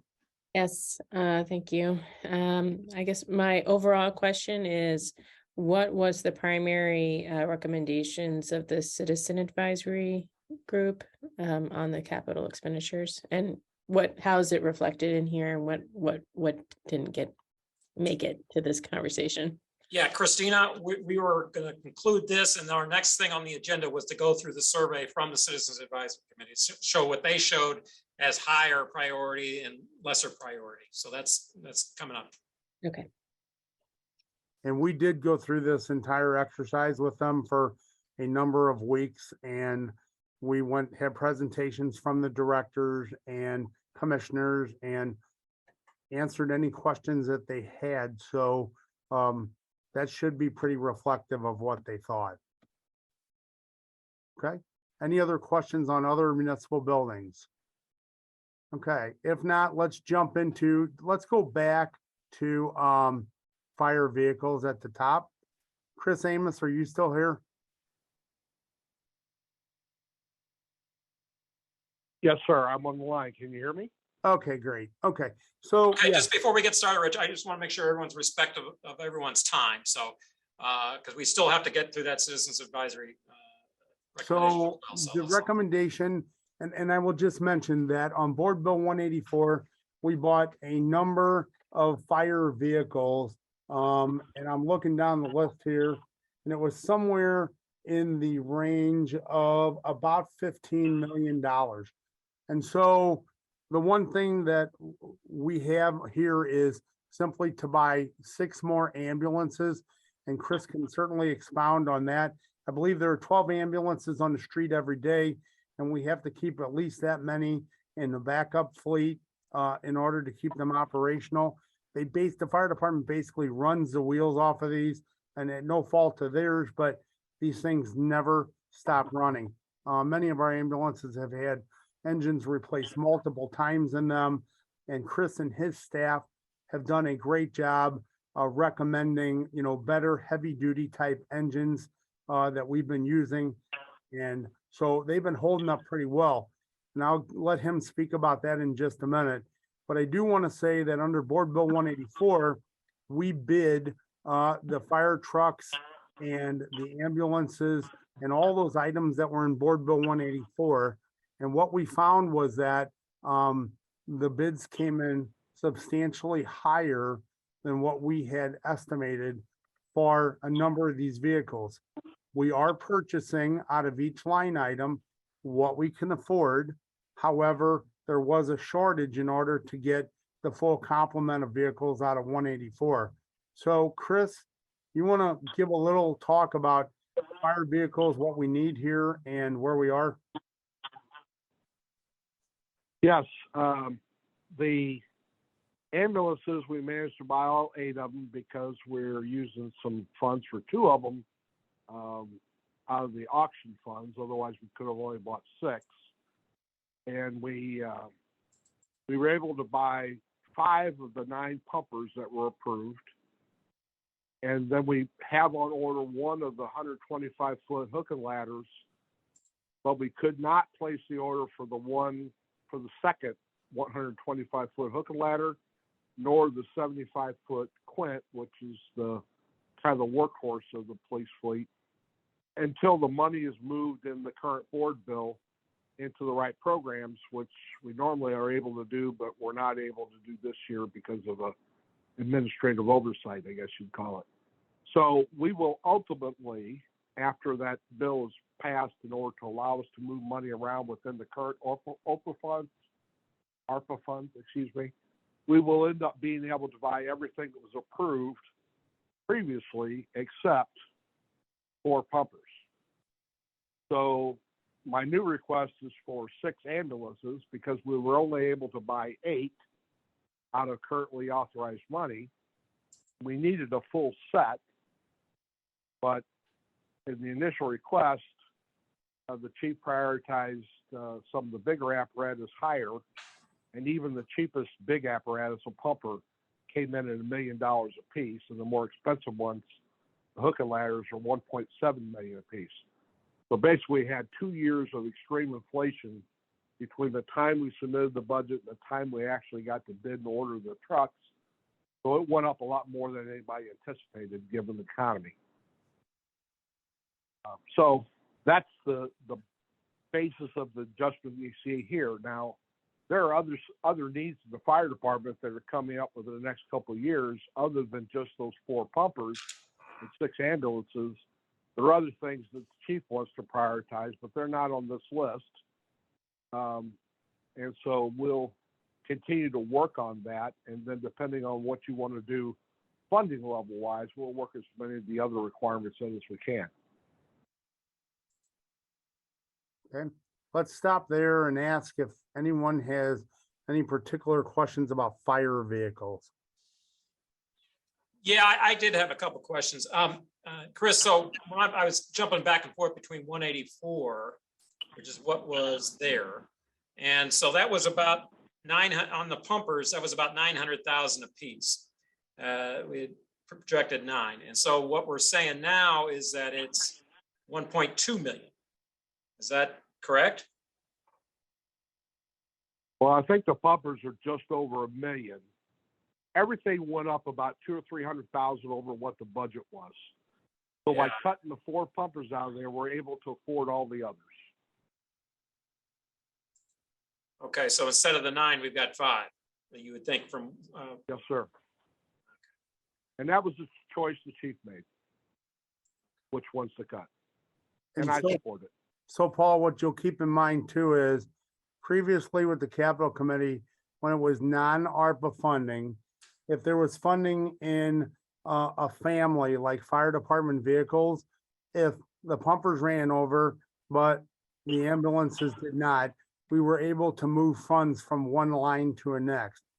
Because of the way the board bill was set up in 184, we cannot move within that family. And I know you're aware of this.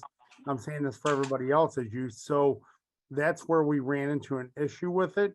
So some came in over, some were under, but we could not borrow from one to the other to get the full complement. well, if you have, so do we have funds available in 184 to offset some of the overage in those pumpers? So Chris, you and Not in the pumpers. Yep. Yeah, not in the pumpers. We have to cut for the 9 pumpers, and that gives us enough money to cover everything else. The 2 hook and ladders and the 1 quint, which both came in considerably higher, and the replacement van for EMS supplies. And then the ambulances came in 40,000 apiece over what the original estimate was. And that was even without the additional anti-idle devices that the chief originally wanted. So those were cut in the actual bid that we just awarded. So So nothing came in everything under. will be bought. I'm sorry? I was gonna say, so nothing came in under then. So we didn't, it's not like we had, No, nothing. No, nothing came in under. So the part we can't move is we can't move the excess from the 4 pumpers being cut to the other line items so we can buy those. So right now what's on order is 8 ambulances, which is the full complement, although funding came for 2 of them from someplace else that we'll have to repay basically. We got 5 of the 9 pumpers, which is all we're going to end up buying off this funding. We have 1 of the 2 Quint 125 hook and ladders out already awarded, but we still have a Quint 175, the van, and the Quint 75 to order, but the funds will be available in this appropriation once we're able to move the excess money out of the pumper line into those other lines. You can't do that. We can't do it now. My understanding was we were going to be able to do it.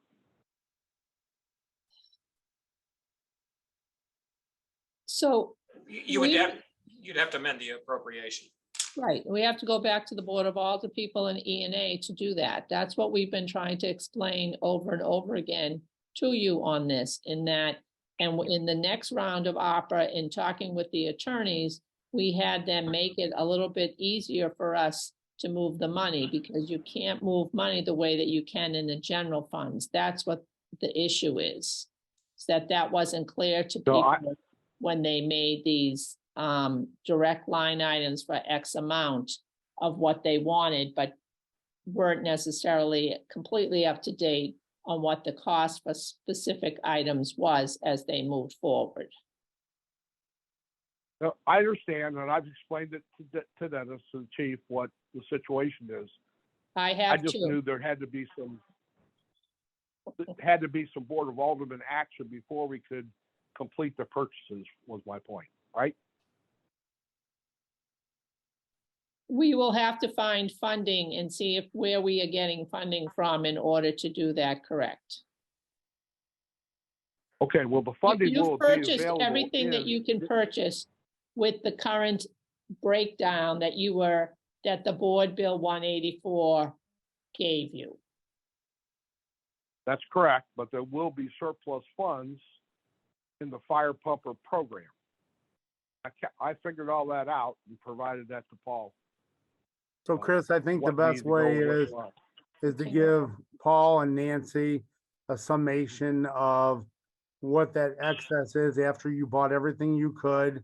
And then the discussion needs to be what we need to do with that funding after that. But I guess my point for this group is that we were short buying vehicles off Board Bill 184.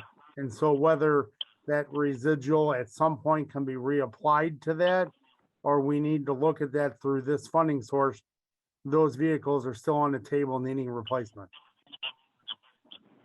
Understood. I'll resend that summary sheet to the three of you.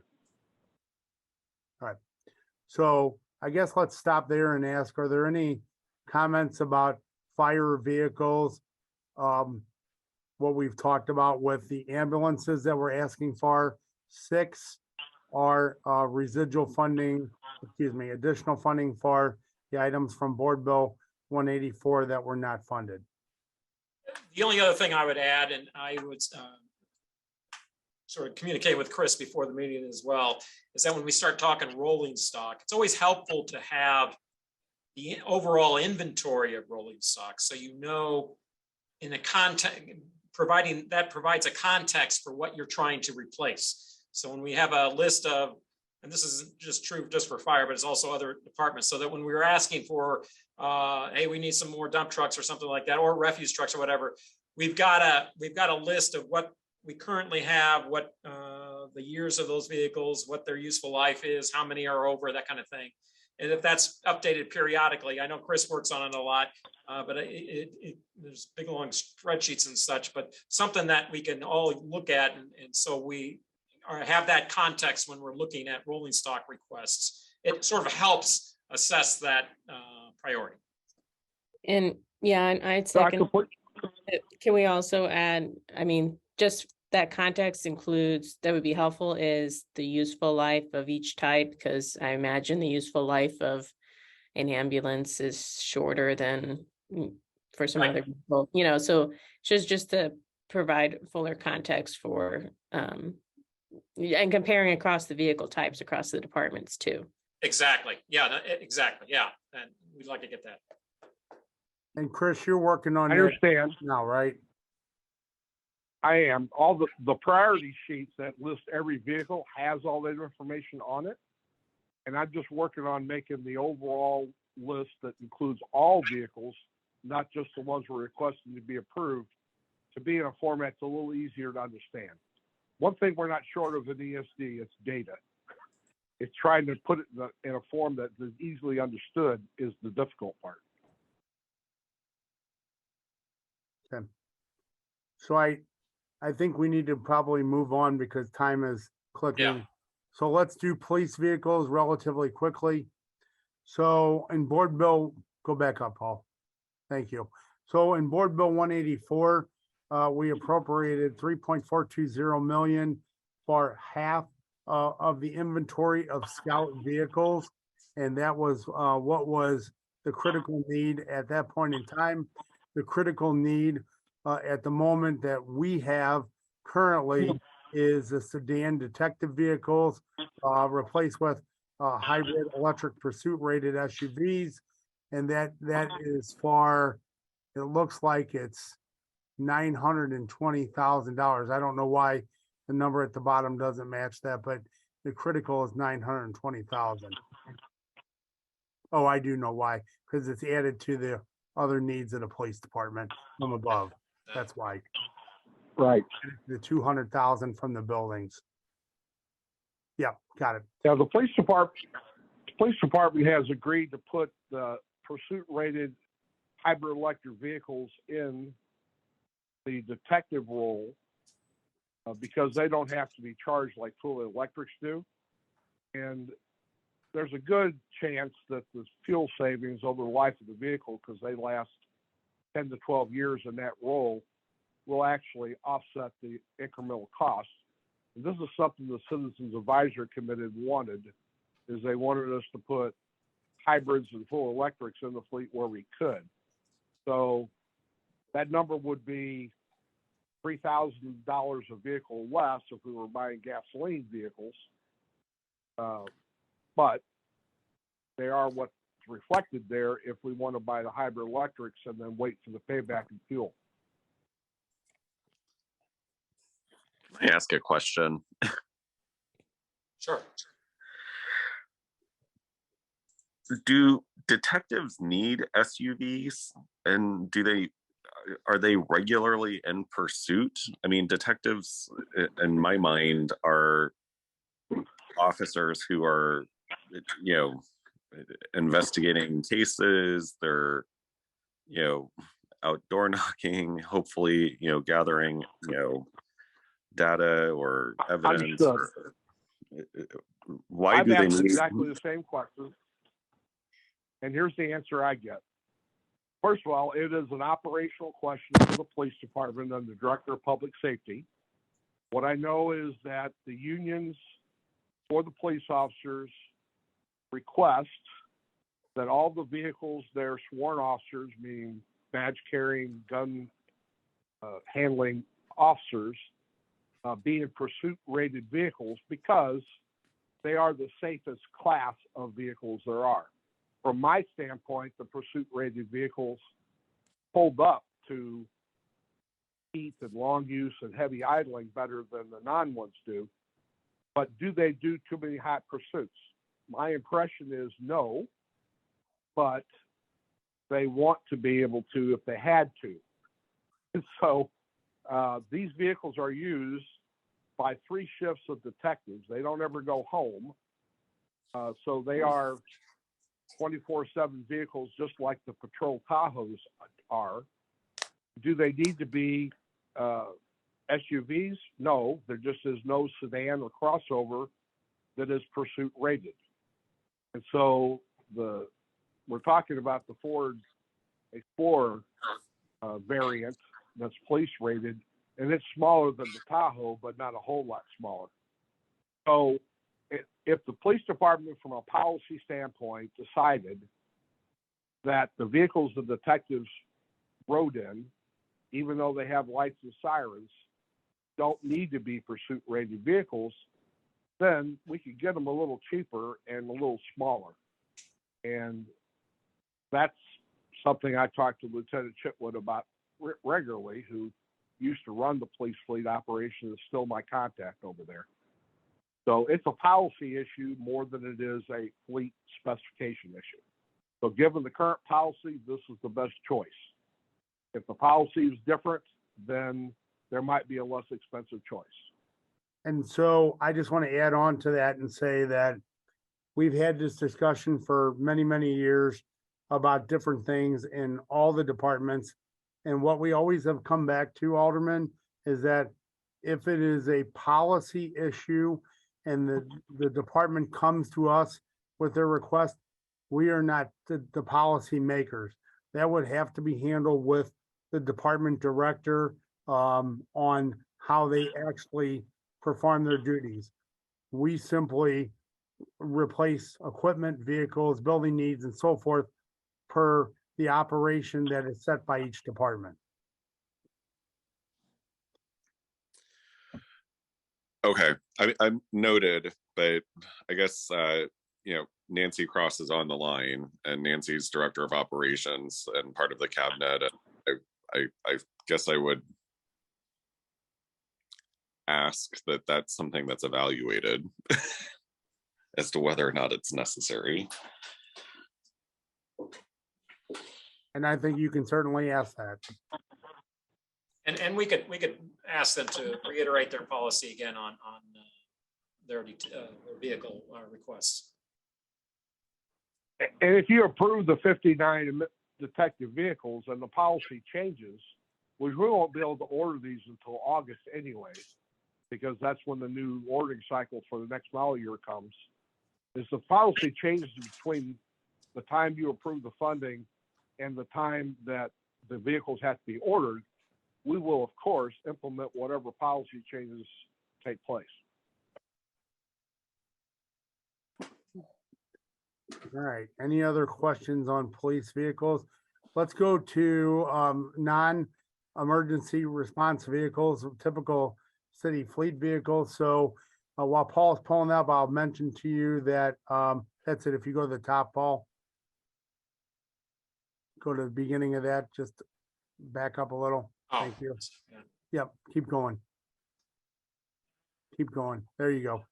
Okay, so city vehicles in Board Bill 184, we replaced about $9,086,000, or I should say, we are replacing $9,086,000 worth of refuse, streets, forestry, parks, and other vehicles from the critical needs list at that time. And also there were $1.1 million in refuse trucks in lieu of a lease purchase from FY22. So that's what's currently in the hopper. And then our new request for this funding round is battery electric vehicles and recharging infrastructure, 2.4 million for electrical vehicle charging infrastructure. And certainly Chris can expound on that about what we've installed so far and what we bought for BEVs for city usage. And then the 350,000 incremental cost of a better battery electric vehicle. The refuse side loaders asking for $2.2 million. And then Public Works fleet replacement is at $18.750 million. And if you page down, you can see the breakdown of all the different departments and the critical needs. And really what happens here is, and you know, Chris is working on this total fleet listing that you can see what we have and what has been replaced when and how long they last and so forth. But really what his department has is a database where they go through and they look at all the vehicles as a whole. And then each department, or I should say each division of each department, they look at the vehicles and with a tainted eye to operational vehicles for snow plowing, for streets and for parks and forestry and, you know, response vehicles for operationally that need to be replaced, you know, within its parameters of useful life, mileage, problems that it's experienced or so forth. And so, Chris, I'm going to stop there and let you speak on the non-police fire vehicles. And just so we are limited on time, so if we go briefly go through this, thank you. I understand. So the quick answer is we have 350 vehicles identified with the help of a consultant that we didn't have to pay for. And I agree with the results for vehicles that we currently operate that would make good candidates to pay off in the long run for electric vehicles. So that leaves the infrastructure issue. If we are going to go to substantial number of electric vehicles, those 350 being the first choices, then we have to install recharging stations at the places where they park overnight. So currently we have 5 stations installed, and we have 2 more that are being paid for through a grant for when those vehicles arrive. And the police department just got a pickup truck, battery electric, that they have a station for that as well. Otherwise, there is no money, there is no way to get the recharging infrastructure put in. And based on my discussions with Rick Ernst, the Commissioner of Facilities Management, the smartest way to do this is to have the pot there. We do a contract, and then if we need to install chargers, we don't do it one post and two fittings at a time. We do 8 or 10 of them in a row, and so the per vehicle installation for the infrastructure is cheaper. This will cover it. If we do it piecemeal like we've done it so far, it'll be double that. So if we don't approve this, then we won't be doing electric vehicles is what it comes down to, because there is no grant money available. On the refuse side loaders, that money is, separate income source, and that's a little over what the revenue will do, just cash. So it requires some capital lease money in there. And as the trucks become more expensive, which they have gone from $220,000 to $310,000 a piece in the last 5 years, then we're going to have to lease more and buy less with cash out of Refuse 516 fund. The $18.7 million represents the most critical of over $50 million worth of overdue vehicles. And so it's pretty much anything on that list that doesn't get approved is probably going to hurt services, because we're to the point where no matter how much operating money we spend on some of these vehicles, we can't keep them running. I mean, some of these things are supposed to last 10 and they're already 20 years old. And you'll see that when you see the individual list,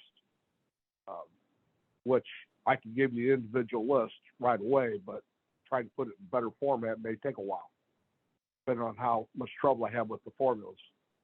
So that's the gist of it. Trying to be brief, Paul. Paul, I have a question. Yeah, hang on. I did see Noel's hand go up, and then I'll get to you, Latanya, right after. Okay, Go ahead, Latanya, I can go after. okay.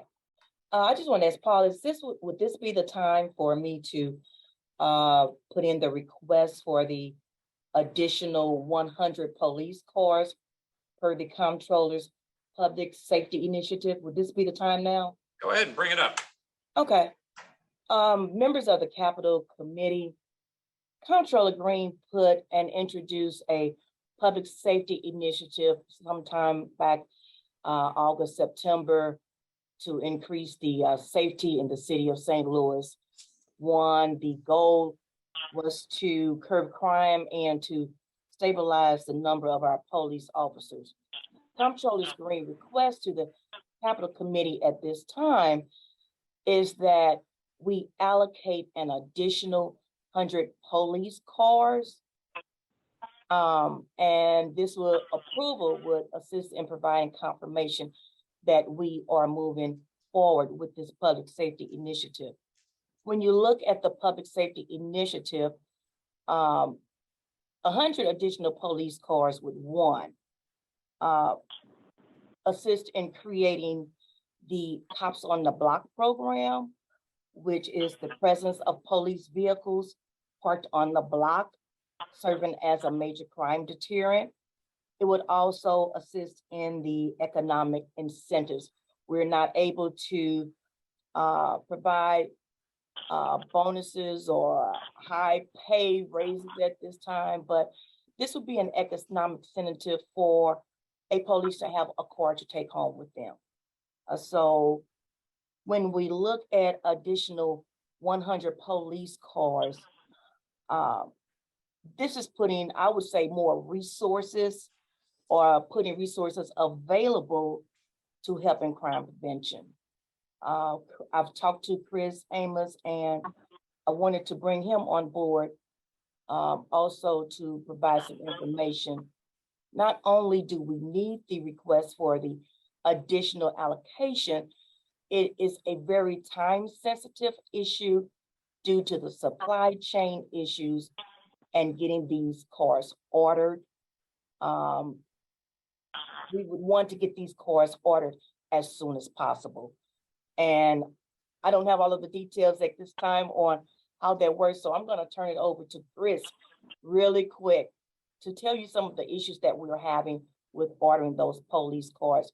We can place an order, but actually getting them delivered to the city is a major, major lag. Chris, can you help me with that? Yes, ma'am.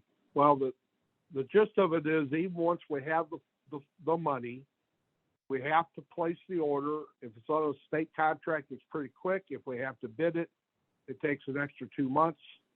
The dealers don't have the prices until late July for the model year starting in August.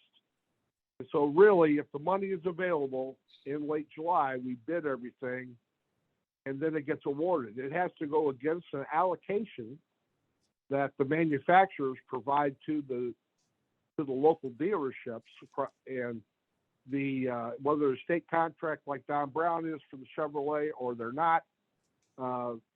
Like this last year, we wanted to buy, with the ARPA months, we wanted to buy over 60 Tahoes with the money that was approved, but we could only get an allocation for 52, which means that those are going to be here in 18 months from the time the funding was approved, and the additional ones are going to be here an entire year later than what the funding was available. So having the money in place by July in an account where we can execute it is the only way to get it in 18 months, and it's going to be 30 months if it's not ready to go in July. So I think that's the gist of it. So Chris, are you telling me even if we approve an allocation for 100 additional police cars, if we purchase those in, what'd you say, July, it would be another 18 months before we have delivery? It could be. I mean, that's what it was this year. If the supply chain has got the factories better stocked and they've managed to hire back all their COVID layoffs that they didn't have this year, that could go back to the old schedule, which would mean it would be delivered in June of 24. So we'd be ordered in July of 23, it'd be June of 24 before they hit the ground. That's the old schedule. The new schedule is 18 months based on current supply chain issues at the factory, allocation limitations, and the amount of time it's taken them to deliver the vehicles that we ordered this last year. So you have to fund it though before we can order them. We have to order them before we can get them. So regardless of how long it takes, this is the first step. Okay, so this is the first step, requesting that we get approval from the Capital Committee to order the 100 additional police cars. Yes, ma'am. Okay. Paul, do you need any additional information? Yeah, a couple things. I would like, if we could get a write-up of that, what you're proposing, and then obviously the cost. And secondly, I was going to talk about this after we're concluded with our other discussion, is this, the idea from this process that we're currently in is that we would have a package of recommendations ready to for appropriation. And I think Alderwoman Boyd could probably direct me a little bit, but I think that the last day for introducing anything in this current aldermanic session is January 13th. So if we could get something at the latest by that time proposed, then whenever that goes through the board, that would be when any purchase order is authorized once it's appropriated. That's assuming we appropriate this, but that would be the timetable. So, but for the right now, what I would recommend is that we get some information on what you're proposing, get the number on it so we can get it to the committee and everyone knows what we're all talking about. Sure, thank you. Okay. I do see a couple hands. Noel, you had raised. Thanks, Paul. And I do have to jump off right after this quick question for another meeting, but I was wondering, Chris, to your point about the need for a $2.4 million investment into electric vehicle charging infrastructure, if you have looked at either the Inflation Reduction Act or the Bipartisan Infrastructure Law for potential grant opportunities, since I do believe a priority of the Biden administration is to build out the electric charging station network and infrastructure. You're absolutely right that those exist. The problem is they're specified for publicly accessible recharging infrastructure. So I attended the conference online about that, and they said that you couldn't use those funds to purchase ones that would be on our police lots or a fire lot or our streets lots and wouldn't be accessible to the public. So if we did any more projects at City Hall, like the one that was done there with some help from the Carpenters Union and from the VW grant that we got back from the state, then that kind of thing could get additional grant money. But there is no grant money available for fleet infrastructure that's dedicated and not open to the public, so far as I could tell by listening to the presentation and reading the document. Also wonder whether that's a statutory or a regulatory constraint and whether it's something that we might be able to advocate for a waiver or anything along those lines on, or just be creative in terms of access. But I got to run, but appreciate that answer and something for us to keep exploring. Bye-bye. Thanks. Yes, sir. And Alderman Cohn? Get your hand up. I did. I forgot what I had my hand up for at this Okay. point in time. That's all right. But, I suppose the question I have is, how are we going to go through the allocation process here? I guess presentation that Latanya just made Right. is kind of like making me question like what's the process from here. Right, yeah. And I tell you what, let's conclude this presentation of what we just went through. I do need to go because we went through this with the Citizens Advisory Committee. They had a survey results, what I'd like to go through, and then we can talk about next steps, of which that would be one. Does that make sense? It does. So I have to make note though regarding the presentation and some of these critical needs. You know, I think Chris mentioned that, you know, all of the city vehicles that are on here are basically, if we don't replace them, they're going to start affecting operational capabilities for the city. I do have to make note, there's a couple personal vehicles that are on here as well. There's a sedan in the circuit attorney's office. I'm not sure who that's for. There's the street director SUV. I wouldn't necessarily consider those critical. But, you know, I do have to say, and I've said this many, many times as we've gone through various bond issues and capital allocations, we need new street sweepers. There's no question. They touch every single corner of our city. They have been inoperable at times for too long. And I see that there's, I think, 5 that are requested here. I'm mentioning that now, Paul, just in the kind of context. There's so many other things that, you know, I'd like to talk about, but since we're on that page of the presentation, Right. I'm just gonna throw my 2 cents out there right off the bat. But yeah, if you guys want to wrap up the presentation and then we can kind of dive into what the process looks like from here on out, that would be awesome. Thank you. If I may, Great, thanks. can I make a quick clarification on that?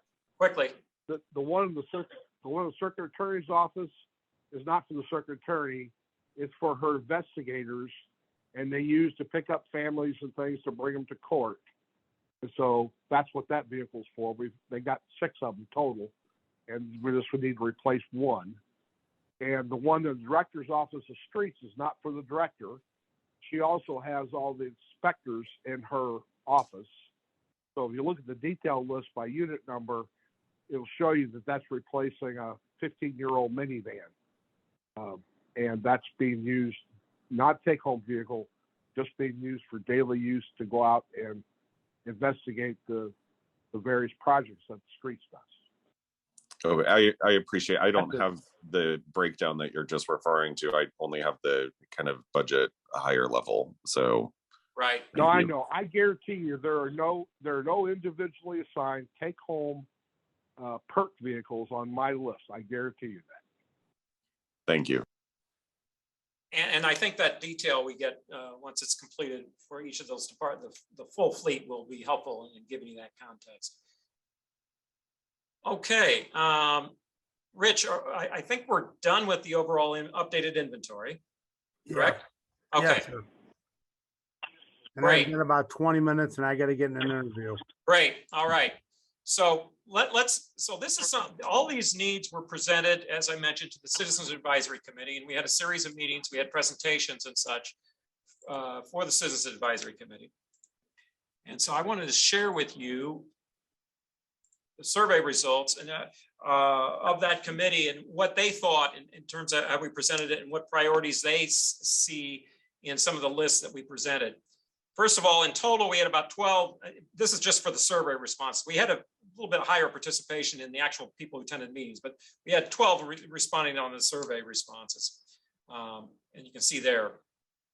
But the first slide sort of assessing where the priorities were assessed at, corrections and other public safety, that was driven a large part by the PSAP, which is in that category of projects. Streets, as we mentioned, that they also saw those arterial street paving projects pretty highly. Fire department always rates pretty highly, and the bridges particularly because they have match funds available to it. It's a big bang for the buck type thing, and you can see how it goes from there.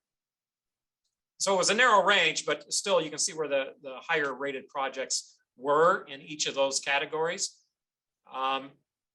In culling out, basically each one of the projects we were assessing on a scale of 0 to 10, with 10 being the highest rated, 0 being the less, 1 being the less, and 0 meaning you need more information. So when we went through all those scores, you can see these were the top 10, and there was a tie at the 10th over the last several. Number 1 was the PSAP, just 9 points. And so basically that was seen as a higher priority. And rec centers following that. The warning siren system rated highly as well. Anything related to SEMA, and then the ADA. And then further down the list, you can see the Justice Center, and then Carnahan, and then the bridge repairs. And also in the rolling out that top 10, you can see the Civil Court's fire alarm system, which is seen as a public safety need. And then Soulard Market, which I believe that the response in Soulard Market is that it sort of hits a demographic and that you really want to see addressed since it's been neglected all these years.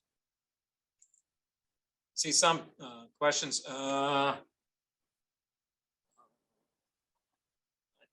These, where's 2 adjustments will likely? Oh, this is, I'll get to that in a second.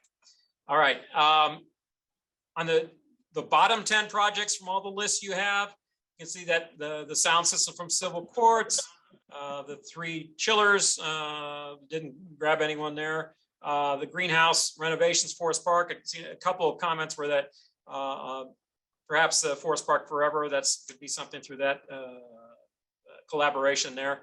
Revolving doors not seen as critical need as much as some of the plumbing repairs that needed to be made.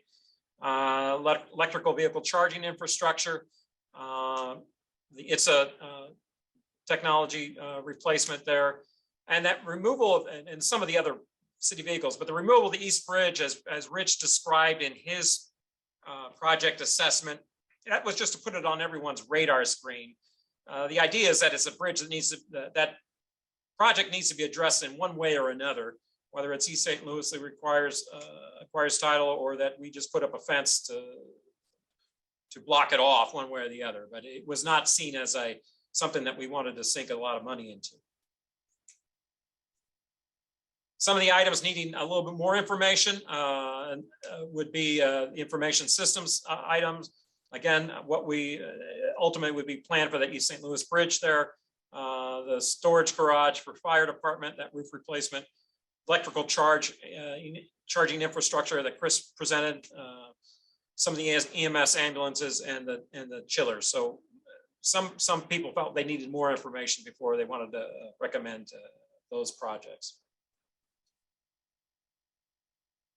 And here you can see the representation of the survey respondents themselves. Those and particular comments and suggestions for other projects. I think, at least in general, there was a recognition that those which receive grant funding, such as the bridges, would be something of a high priority, simply because they do have, it's a bigger bang for the buck where you got a matching funds to go with it. And then obviously the high risk public safety projects. And then of course, and then any environmental benefit or green initiatives that they see that would be next on their list for priorities. Again, with Forest Park Forever, it was suggested that we look for collaboration with them in pursuing those bigger cost items, particularly the greenhouse in Forest Park.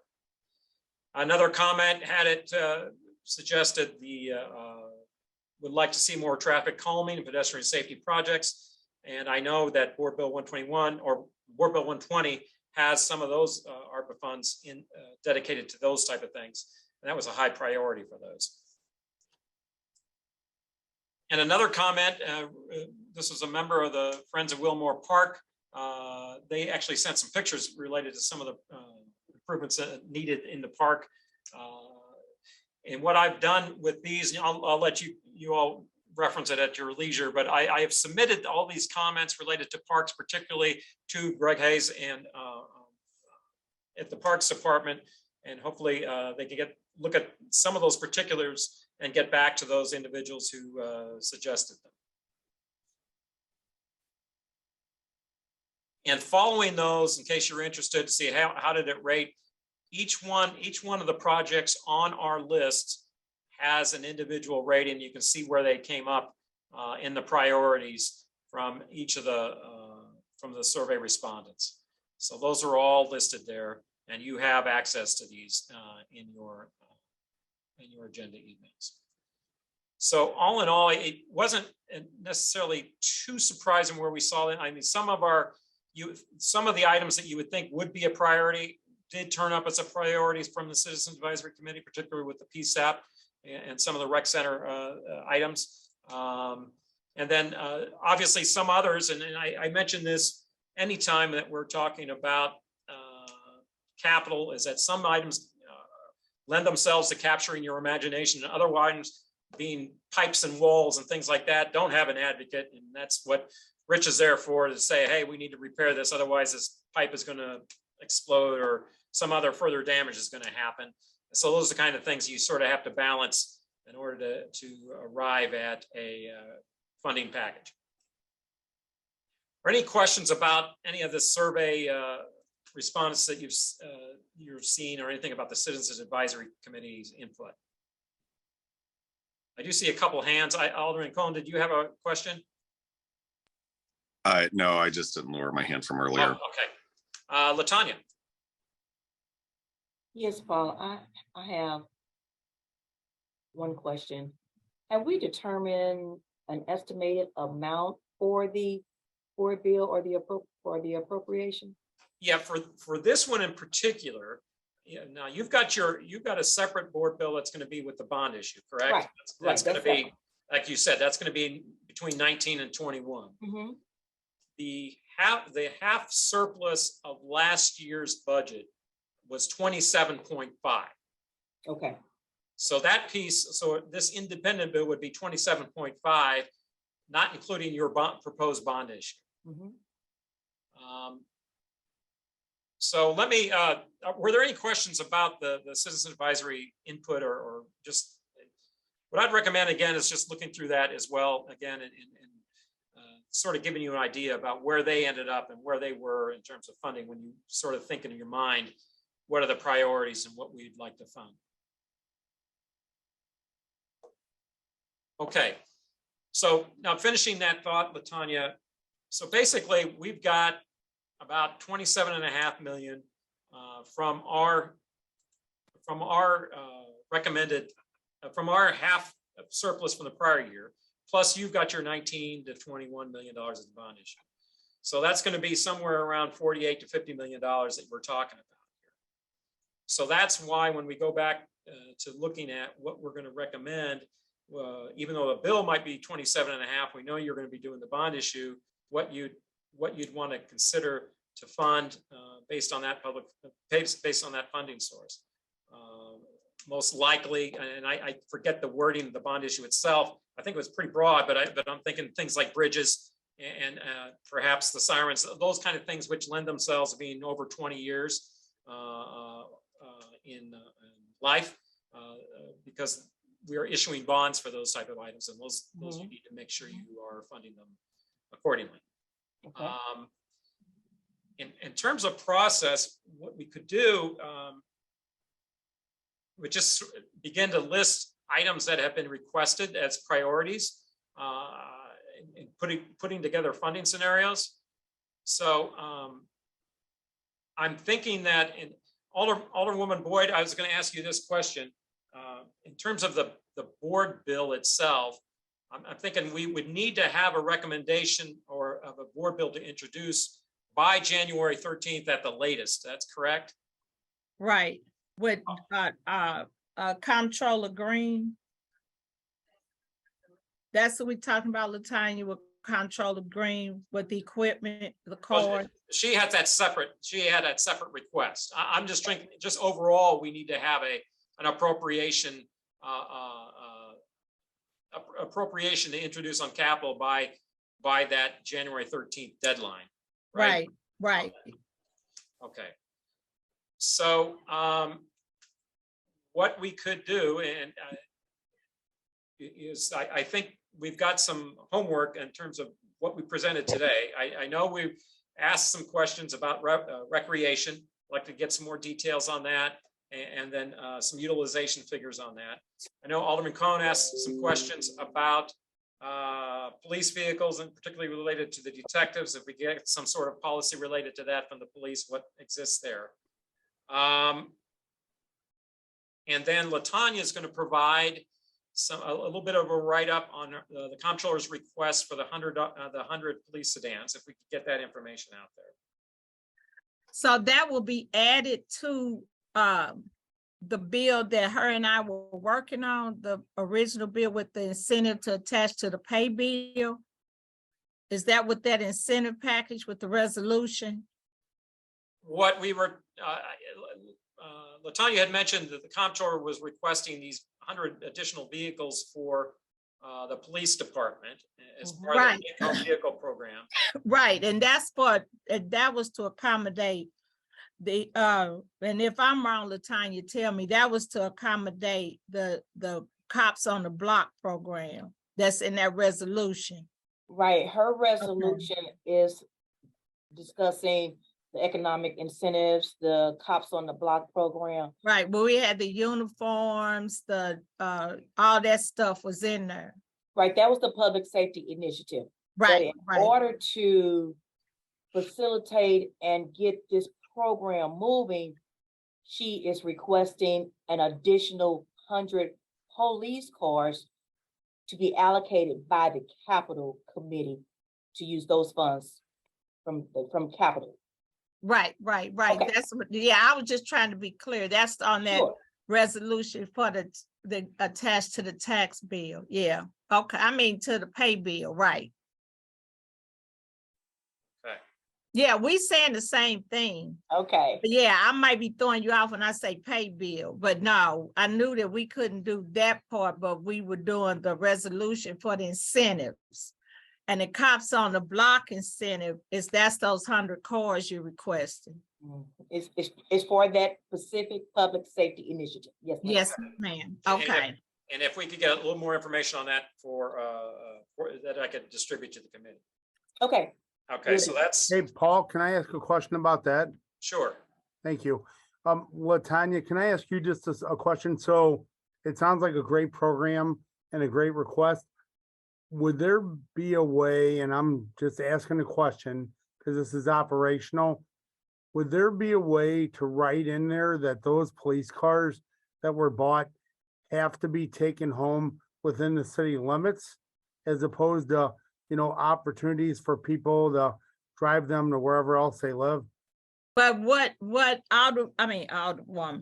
Comptroller Green and I agree, Rich, that's who it will be for. Amen. They have to reside in the city. It cannot go outside city limits. She was- Absolutely perfect. Yeah, her and I were real clear and we agreed upon it. They have to be city residents. Well, and I can just simply say that driving up 55 and having a police car pass me in Arnold with its lights and sirens on doesn't make my heart warm. Right. I agree. Right. Thank you. You're welcome. thank you. Okay, so we have a few points of homework to get from various departments regarding those requests.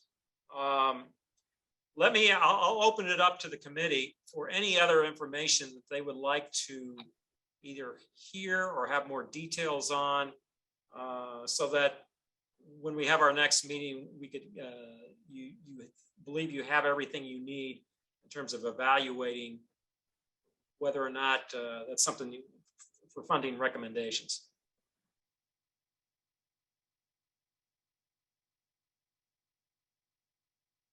Anyone? Okay, good. Well, then I'll follow up with those 4 departments, those 4 items, and make sure that, and once we get that information, I'll circulate it to the committee so that you have it.